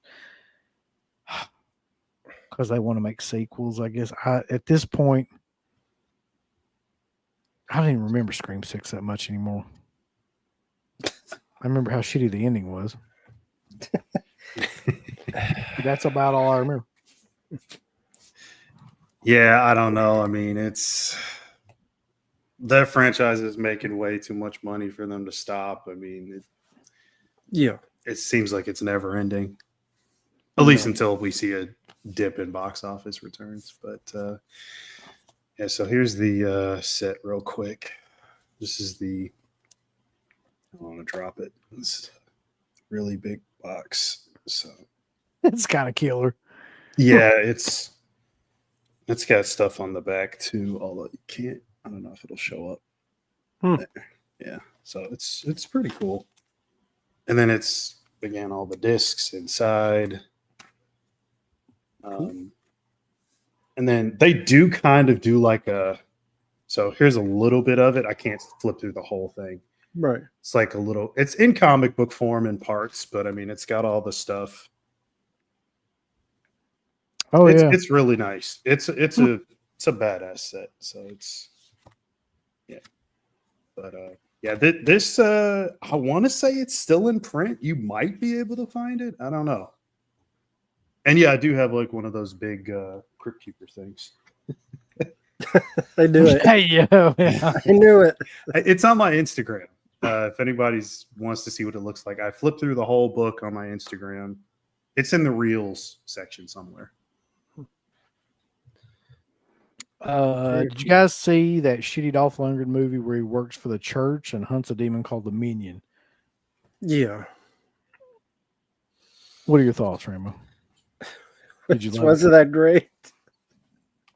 I love Dolph as that one of his better ones, though. it? Sounds a whole hell of a lot like End of Days.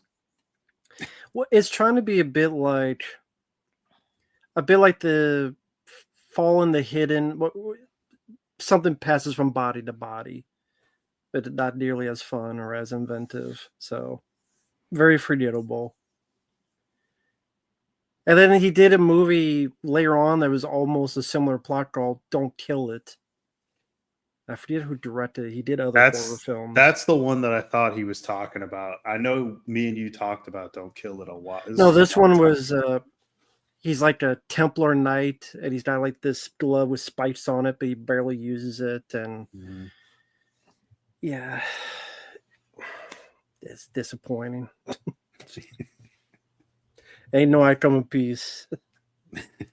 Which, of course, you guys did a video. I loved it. I love I Come in Peace. Yeah, we did a whole review recently of that one. They get somebody had requested it.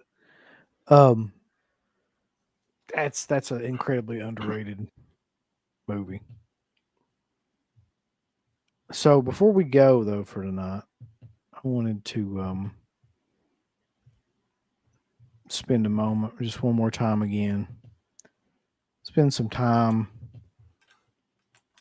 looking at this shit. Let's just spend some more time. I swear to God, this cannot be real. Because this looks like what would happen if I just put in like I could put in Chat GPT or something like, make me a generic Jason Voorhees, and this would come up. Yeah. Yeah, It's funny. So go ahead. Oh, sorry. I was just gonna say, like, I was talking to a friend of mine earlier, and he's a huge Friday the 13th fan, and he was saying, like, what would I want it to be, and like, what do most people have a problem with? Because he doesn't see any issues with it. He's like, he looks like a guy in the woods, just in regular clothes. There's really not that. I'm curious what he said, though. Mm-hmm. What did he say, Mark? What was his? Well, he was just saying like he doesn't really see that much wrong with it. It's just he looks like a dude wearing a hockey mask that's like probably living in the woods. He looks disheveled. If this is like, the concept art for the first movie or TV show or whatever, then it'll probably get worn up and fucked up over time from either movie to movie or episode to episode, whatever they're doing with this. So I kind of see his point with that. Like, that is a way to go. But then again, like, if they're starting over, because I don't think this is like for a sequel or anything. So Jason's never really been dead. So he wouldn't look too fucked up. I mean, it was a whole long conversation. But that was kind of the gist of it. Like, it's not as bad as it could be. It could be a lot worse. Yeah, that's the thing. It's very safe. I think that's what it is. Like Yeah. it just took a very safe middle ground road of what Jason would look like, but it just looks so generic. Like there's nothing that sets it. So if you look back at all the Friday the 13th films, like each mask and each look was somewhat different. Like, and in a way that was, you had zombie Jason, you had like Roy, you had fucking, Mm-hmm. Mongoloid Jason. You had all the Slug. different kind of variations. Yeah. Slug Dick Like Jason. Dick Jason. But there's something about this that's just very bland and just, I don't know. It's not very memorable at all. Yeah, there's But- nothing striking about it. And it looks like really the 2009 film or the other stuff where I don't know if this is how they view a realistic Jason. If that's what they're going for, like this is how Jason would be in real life, where he's in the woods and he's dirtied up and these are the type of clothes someone would have, and it would be just a generic mask in real life. Is maybe that's what they're trying to go for, Nick and Tara? Like, this is how it would be in the real world. I guess. I don't know. Peter Dinklage to play Jason. Oh God. Yeah, I think you're right though. I think that's what they're going for. They just want like this Jason though, for some reason just looks like he'd have a pack of Marlboro Reds in his pocket. He'd just be kind of like wandering around a gas station or something. Something about that jacket just fucking does not work. But it's funny you mentioned before, it does look like an AI. It does look like an AI prompt. Yeah, I think it's just somebody on here was saying it like almost like a template for like what it's going to eventually look like. So I'm hoping they improve it somewhat by then. The 13 holes in the mask shit's got to go. That looks stupid. That's just got to go. Mm. There's no I mean, need for that. Nobody wants it to go back to the sack or anything. I don't think so. I think it should go back to the tater sack. Yep. Yeah. I always joke with my friend because I think he likes that look. And I told him, like, dude, no, it looks like fucking Clan Hood Jason. Like, what the fuck? I never thought it looked like a Clan Hood. Well, he was like, I don't think that's what they're going for, dude. I'm like, well, yeah, I know, but I'm just saying. Like, It's killer. I've never been a fan of the I look, don't think that's personally. what they were going for. That's Jordan Peele. That's Jordan Peele producing it. Jordan Peele's producer. He goes after black people. Jason hates black people. Yeah, that could be the new one. Jason goes- versus Blackman. He got black people. He got slaves in his cave in the woods. And he lets them out and he hunts them down. And there's one guy who thinks his dad. He puts on a sweater. I just think that, like, yeah, that version of Jason would probably be a lot more entertaining than this particular one here. So, Yeah. is there, with the hockey mask, is there one film that you think they should hone in on? If so, what it is? yeah, Or do you think they should just try something brand new and they may fall on their face? well, here's the thing. I think they should try something brand new, but I know they're not going to. Too So, risky. yeah, like Hollywood or any of these companies don't operate like that. They don't give anybody like carte blanche to do shit like that. They're going to make it look a certain way that's reminiscent of something else that was in the series. So if you're going to do that, I think I would probably go with like the part 3 mask, part 3 or part 7, depending on like which version of Jason you want to go with. And this looks like the standard still alive Human Jason. kinda. yeah. Jason. Yeah. So probably the part 3 mask.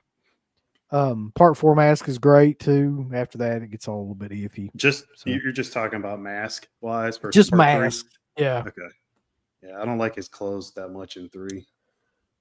It kind of looks like this if you think about it. Like, In the third one, it seems like way too casual. Like he's got on his fucking Sunday's best, like shit. Like, so, he just got back from church. Yeah. I always like part 4. Part 4 and part 7 are like those are the looks I like the most. But that's just me. Should have like Soul Glow. I can't ever get over now that I think I forget who it was that said this, but I can never get over like watching part 3 now where somebody says that he looks like Porky Pig in the fucking He kinda scene where he does. gets the mask taken I off. see that. I just can't get that out of my head now. Yeah, I agree with this. I think he was a good Jason. Yeah, no, yeah, I would agree with that. I Yep. like him as Jason. Definitely solid. Brooker was cool. Mm-hmm.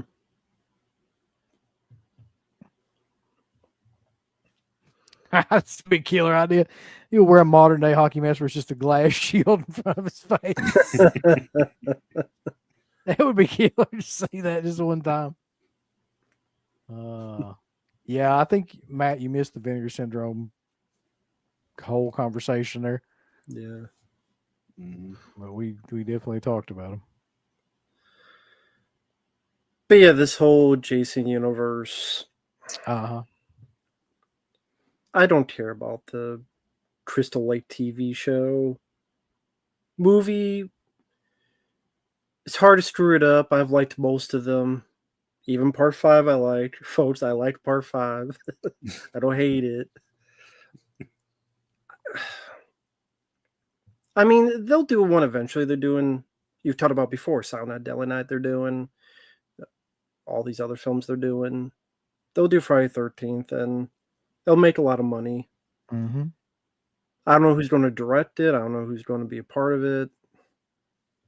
I wouldn't be surprised they try to get the guy who did Terrifier, since that's a name that's brought up a lot.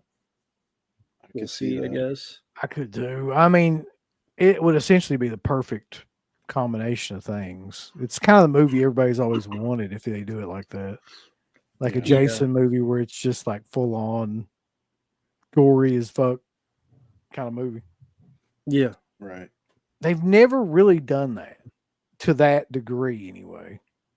Right. 4 to me was the closest they ever came to doing that. Without being censored. That's interesting. Like you mentioned that because I remember him saying when I guess this was like the height of all the Terrifier 2 stuff, and he met with all the studios. And I know I'm pretty sure he said he talked to Paramount, but I don't know if like Jason stuff came up, but he did say he would like to do a Friday the 13th. So I could see that happening. The only thing is you'd have to put a hell of a lot of padding on David Howard Thornton because he's a tall dude, but he's also kind of skinny in a way. So it's like, I don't. Why does he have to play him? No, he doesn't. But I know that's like his. You have the director. You don't have to have that guy fucking. He's going to get old quick. Is he in that Cornfield movie? I don't think so. Okay, no, he's in the Mickey Mouse one. That's one. Yeah, he's in that. Yeah. And the Drench one and all this other shit. Say no, dude. Say no to There's Drench. no way. Yeah, they're just throwing money at him at this point. So. Yeah, I mean that's the one character. Like, I mean, you look at all the money he's raking in for art. Imagine how much he'd get if he start playing Jason.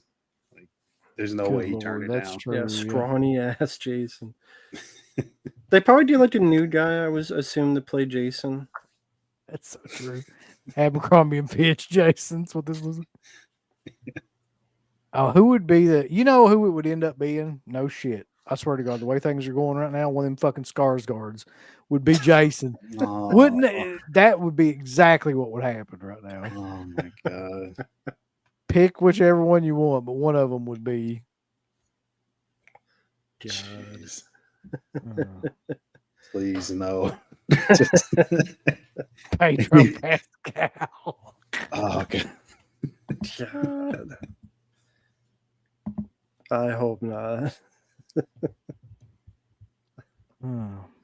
Have you seen that, Uncle Bill? Preminator's asking about climbing No. the field. No, I haven't, but I've heard a lot of people say the same thing that he's saying, which is that the kills are really, really good. Okay. Hmm. Which I imagined it would kind of be like that, like just a Mhm. Terrifier kind of Cool. rip off. Right. Speaking of slashers, I know the new Fear Street came out today. I watched it. Oh, you did? Okay. Yeah. Is it as shitty as people keep saying? No. Well, yeah. Fuck, man. Like, I don't know why people. I really don't understand. But there's a whole group of people that will never ever give those movies a chance. Maybe just because what they kind of are, Mm-hmm. or like the idea of them in that way, in that kind of universe where it's very teen driven. Right. People just won't give those movies a fucking. They never will. And I'm not here to try to fucking convince anybody. To be honest, like I enjoy those movies. I thought that one was fine. It wasn't as good to me as like some of the other ones, but it was fine. It's got a zombie poster in it. It's got callbacks to like all kinds of 80s horror films. It's got 80s music, and it's like got gore out the ass. Like at some point, it's just like, what do you expect it to be? Like what would make it better? Like I don't understand. I don't know. I saw the first Fear Street. It didn't do much for me. So maybe this one's better. I don't think you'll like this one. Rambo. Like if you didn't like that, like Did you see the summer camp one, Rambo? No, I just saw the first one where they're in the mall. And Okay. I mean, who knows? I mean, I like Hard Eyes. I like, maybe I like it. You might. We'll it's see. just there's it. I don't know how to explain it, but Like the first Fear Street, I don't remember much happening in the film, from what I remember. Maybe there's more happening in this. well, it's a murder mystery kind of thing. You're trying to figure out like who this serial killer guy is that's picking off all these prom queens, leading up to the crowning of the new prom queen. It's not a giant surprise or anything once you get to the end, but it's just like it's chock full of good death scenes and gore. There's some CG, but there's also some practical stuff. It's like every other thing. It's on fucking Netflix too. So what do you? I don't. That's what I'm saying. I don't understand what people fucking want.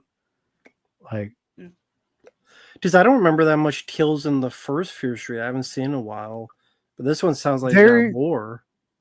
Yeah, there's much more. This is like a slasher film, basically. Okay. Which, to me, it's like a rip off of Prom Night in a way. It sounds better than Prom Night. Yeah, it actually in some ways is. It is. What was I gonna say? Oh, the first one that you're talking about, like the one from the 90s. They had the one from the 90s, or the one from the 70s, and the one from like the 1600s or something The like 90s is the one I saw. Yeah. So that one was it's more of like supernatural kind of, I don't know how to explain it, kind of with some gore elements in it and things like that. Mhm. The 70s one was more of like a Friday the 13th style. This is more like an 80s slasher film that's not Friday the 13th, like I said, like a Prom Night kind of. But I don't know. Cool. I enjoy those type of movies. Sounds cool to me. Like I said, I'm not here to convert. Do it. Fuck them. Convert them all. Because I also like Megan. And also, A lot of people like Megan. To each their own. Nothing wrong with that. People give you shit, fuck them. Like me, fuck me. Fuck Megan. But yeah, fuck me. Fuck you, Rainbow. Yeah. Exactly. Fuck me. Fuck you, Mark. Yeah, me too. Mark he secretly likes Megan. He just won't bring it up. God, fucking this I agree with. Like this, I do think is true. So the 1666 one was bad. Yeah, that was the worst one. Yeah, didn't see that. I really liked the 70s one though. I thought it was a really good callback to like camp slasher. Cool movies. Was it 70s or 80s? I can't fucking remember now. I think It was 70s. Yeah. Yeah. So I liked it. I saw it. I just finished it before I got on here, as a matter of fact. Cool. Are there two of them they're coming out with? I can't remember. Seems like there was like the prom queen one, and did they have another one? I only remember them talking about this prom one, but because I think they did the other ones like pretty close together. Yeah, So the it's very trilogy of the possible it last could one. be. Yeah. Now there was 94, 1978, 1666, and then Prom Queen. They don't have any others here. Yeah. Although I guess in January they announced 3 additional movies in development. So I guess it depends how well this does. I think that a lot of people just are automatic, like, because it's R.L. Stein and shit. They're just like, oh, this is fucking candy ass stuff or something like that, you know? Right. Yeah. It's definitely got a unique kind of look to it. Cool. But yeah, I wanted to take time to. I didn't even think about talking about that, but yeah, take time to talk about that movie. Which I think it, like Justin was saying, he liked the 94 and the 78 one. Like, I feel like if you like those, you'll probably like Prom Queen.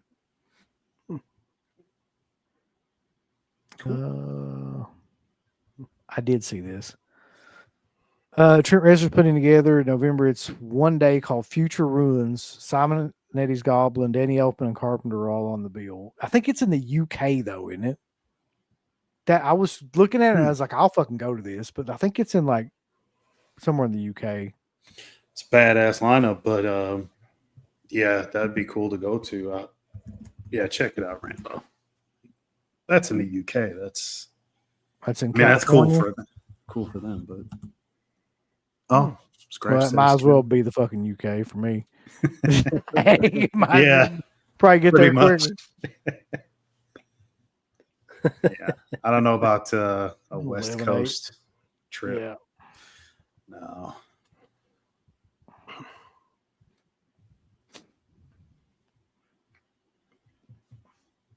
Yeah. Dude, Prez talking about prices of 4Ks. I've got so many 4Ks out that I bought months and months ago that I do not know where the fuck. I haven't even gotten any shipping notification. Probably 10 different things, man. That like I'm just so burnt out on trying to buy shit like that. Like I've said, like Mhm. and now the Vinegar Syndrome having a sale, it's like who gives a shit? Is a lot of that stuff that you bought just like pre-orders because Yeah. it's limited stuff? It's just Or is it pre-order. Like, just- well, So you don't forget kind of thing, maybe, because there's so much shit coming out. some of it is like already out, but unfortunately it's bundled together with other like pre-orders, so I'll just never get it. Okay. So it's like pre-orders from TerraVision, which you'll never get, and fucking who knows when that shit's coming out, or pre-orders from Air or a lot of those different companies that you'll never get that stuff. I did see them live. It was in Cincinnati in God bless. I want to say that had to be 2013 or 14, somewhere in that time frame. I haven't caught them, but I will definitely be on the lookout. It was amazing. The Nathan from Whorehound was there, Oh, okay. and a bunch of other people that were like, people you'd only know from like the horror circles were there. That's And cool. it was in a little basement club. They had the screen set up behind them where they would play the movies and shit as they played the music. It was great. I love Nice. stuff like that. That's awesome.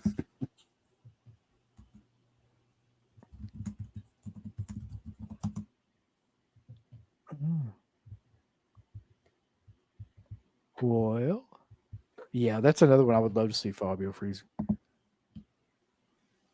That'd be awesome. Like to see it. I would say there was probably that many people at that goblin thing too, to be honest. There may have been 100 people there. Maybe. That kind of Yeah. fill out like the place, or not even. Yeah, close? I mean, it was so small, the place that, Okay. like, yeah, it wasn't like it was empty or anything, or Okay. looked empty. But yeah, I mean, they would never be able to do that on a bigger level, like a Mhm. small bar or something. Okay. Interesting. But yeah, anybody else have anything else they wanted to bring up? I'm fresh out of shit. No, unless the chat has anything. Nah, I can't think of any movie news wise stuff. Nah. Fuck. You guys seen Corey Feldman do the music of the Lost Boys scream? No. Be killer. I'm not doing that. No. Just no. It depends on if those people cancel. Like, I'm not of the mindset I'm not going to try to get VIP tickets or any of that bullshit. I'm just going to wait until, a little bit before to see like how many of those, if those people decide to cancel or not, because I'm not going to go up there. I just have a feeling, because they don't do this stuff often with like rock stars and stuff. And I don't think those guys give a shit about canceling those shows. Like if they've got some other gig or something else coming up. So I want to see like how many of them actually are committed, a couple of weeks, maybe a month before the show, before I decide to go or not. Mm-hmm. Actually, I just thought about something. Those 4Ks for the TCM movies. You give a shit about those at all? I know you don't, Rambo. Oh, the 4K. Arrow video, Oh, my- the Yeah. No, no, remake of the prequel. God, no. It's so crazy that those are coming out. I just laughed as soon as I saw them. I'm like, wow, who the hell's buying that? I mean, I like the remake. I do not like the prequel. I don't need them in 4K. No. Okay. If Christina Ricci was shooting those out of her pussy, I wouldn't get them. I'll put it to you. Well, I won't get anything shoot out. Rambo. I mean, like, I just the image. I'm like, I don't know if I want anything from it. Maybe I have some gloves, utensils, to pick up. But I just honestly can't think of a movie I would least like to see again. Like I would be hard pressed, maybe like the Fog remake in 4K, like a movie that I would just either one of those movies. God, the Zero Fog interest. remake, so awful. Well, you bring up that. I mean, what about Oz Perkins possibly doing one for Neon, a TCM movie? I saw something about Oh, that. please don't let him do that. That'll be the end of his ass if he does that. Yeah, that's that it. hot streak will come to a crashing halt. so do it, do it. Yeah, like Rambo wants him to be gone. Have we not Uh, learned anything from all no. these TCM movies? Like, there's what, 9 movies, right? Like the first 3, the one with McConaughey, that's 4. Yep. The remake, the prequel, that's 6. Fucking the 3D one, Leatherface, the Netflix one. It's like 9 movies. Come on, like we don't It's need a any more. franchise, man. It's a franchise. It It's never not a should have franchise. been. Yeah, No. it never should have been. That's the problem. You need an even 10, Mark. 10 is an No. even number. It'll You don't believe in it'll be Osgood like TCMX. X gonna give it to you, Mark? You don't believe Osgood Perkins No. could succeed? I don't give a damn who you get. That movie's not going to succeed. You get like Spielberg coming there. That's going to be a piece of shit. And yeah, he's like, I got a new take or something. It's like, man, it's a dude with a chainsaw wearing people's skin. There's no new takes. There's nothing to do with that. Like, just let it die. Like all this other stuff needs to die. Space. Speaking of which, what's worse, Hellraiser or Texas Chainsaw Massacre sequels? Texas Chainsaw sequels to me. Hellraiser to me. especially that Revelations movie. You had to bring that up. Had to. I did. Yeah, at this point it'd be Texas Chainsaw, I guess, because there's so many of them and they all suck. I mean, at least I can get some enjoyment out of a couple of the Hellraiser sequels. Yeah, I never revisit anything TCM except the first one. Maybe I'll watch part of the second one, but I don't give a fuck about any of those movies. Like I said, I liked the remake. I didn't think it was that bad when I saw it in the theater compared to other remakes. You like Jessica Biel? Is that it? She's hot. She is beautiful. Sit on my face. But she's beautiful in that. I mean, I can't lie. Yeah, that's probably the best part of that movie. If there's any like redeeming nice ass. part of that Sure. movie. Jordana Brewster didn't do it for you in the prequel? I'll wrong. tell you who didn't did, do me- though, Yeah. is Diora Baird, or however you pronounce her name. God almighty. What didn't do it for me in the prequel was the ending where somehow a 8-foot tall, 7-foot tall guy with a 5-foot chainsaw snuck into the backseat of a car and sneakily thrust a chainsaw. Because she's driving, but she doesn't know his fat ass with an 8-foot tall chainsaw sneaking up. And You don't hear him chainsaw back right there there. creaking around or anything? And how you move that chainsaw? Like the seat's this big, but the chainsaw this big. He's Leatherface. That's what he does. He makes it They work hide. sometimes. You know the one for me though, man, that I was just like rolling my eyes about was the end of that fucking Netflix one, where they're just driving down the road. He just grabs her out there and fucking. I'm like, this is the dumbest shit I've ever seen. Like, The self-driving car. yeah, Yeah. Oh man. That's an awful movie.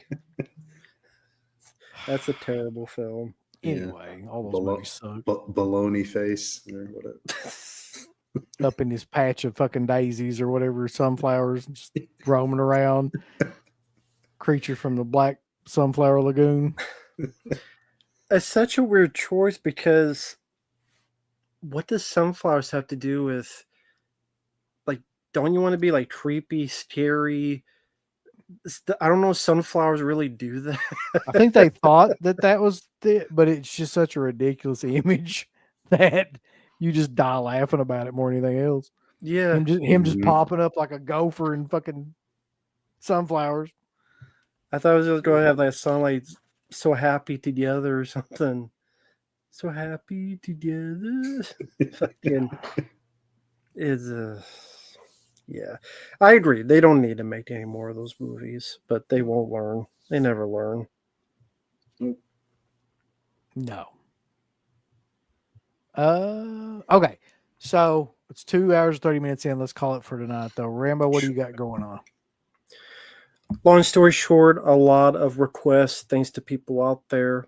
So a smattering of requests from random. So looking at my list here, this Casablanca, first time seeing it, liked it. Some iconic stuff in that. Someone did a fan cut of Rocky 5 they wanted me to check out, so I checked that out. There will be a review of that sometime. Some comic book reviews, some random reviews, Hard Eyes, which I did like, and many others. Also, this Sunday, 7 p.m. Central, I'll be doing a birthday stream just because, and there's a lot more to come. So, thanks to people out there. So, how about you, Mark? Yeah, being that I've got the long 3-day weekend, I figure like I gotta get off my ass and actually get something uploaded. So I'm just gonna pull something off the shelf and do a video. I don't know what it'll be though. So look for it over the weekend. So I was going to bring this up too. Like there is going to be some time here where I'm not going to be doing this show. I'm going to be gone next weekend. Then the weekend after that, I'm going to be gone to Living Dead weekend. Or Friday after that, I'm going to Living Dead weekend. Oh, yeah. And then, so I'm not sure exactly when, but I mean, I'll try to keep everybody updated about when the next one of these will be, but it'll be a while before I can do another one. I'll say that. Okay. But yeah. What the fuck? No, as far as I know, Mark does not own an HVAC repair company. What? That's such a random. Where'd that come from? I just thought that was cute. Okay. It ain't lame as hell though, because like I'm going to be like gone to different kind of like I'll be on vacation and conventions, and it's going to be a good time. Have fun. Good luck Yeah. with that. Have a good time. Stay safe, man. Speaking of which, I should bring up. I think I'm going to be able to be on Alpha's show. It's tomorrow, Alpha. I don't think he's still in here anymore, but it's either tomorrow or next Saturday. I think it might be tomorrow. It's like a show about the Living Dead weekend and all that. Oh, too. okay. So Cool. I think I'm going to be on that at 10. It's either 10 tomorrow or 10 next Saturday. I think it's tomorrow. Very cool. Well, you lucky son of a bitch, you. Anthony, what's up, man? Scott back from Metallica, tremendous. This dude, like, I just need to bring you on here, or we need to get you on the show just to talk about your experiences with being like the handler for a lot of these celebrities. He's got a picture like John Cusack. He was just like with him and everything. There's got to be some stories of this shit, man. Like there has. To. But anyway, I guess we will return triumphantly soon. But until then, just always remember that everybody dies, but Friday night lives. See y'all. I want all these people to click everything they're supposed to click. You haven't been liking them, you haven't been subscribing to them, you haven't clicked the bell or notification or anything like that. Folks, why don't you click the like button? Do you hate us? Do you not want to see us succeed? Why don't you click the heart button? Is this something that you have against our particular show? Why don't you subscribe? You should click on one of them buttons right now if you want us to continue to breathe greatness into your life. There's all kinds of wonderful shirts over at shop.deadpit.com. Simply the best horror shirts. On TeePublic, there are others, but they all suck. You can get some Dead Pit radio shirts. You can get Last Out on the Left. The Hills Have Eyes. Texas Chainsaw. Oh, wait, you can't say Texas Chainsaw. All kinds of shirts, folks. You're gonna love them. Shop.deadpit.com. Special thanks goes out to our supporters on Patreon. You know what kind of stuff you can get on Patreon, Uncle Bill, starting at only $1 a month? What's that? Access to every Dead Pit show since 2005. We got almost 200 fan commentaries that we've done over the decades. Here's what other fucking Patreons do. They're like, hey, give us money and then we'll let you see a video early that we're going to release like a fucking week from now, and then that's all we're going to give you. Meanwhile, we have a literal jukebox full of songs, thousands of reviews.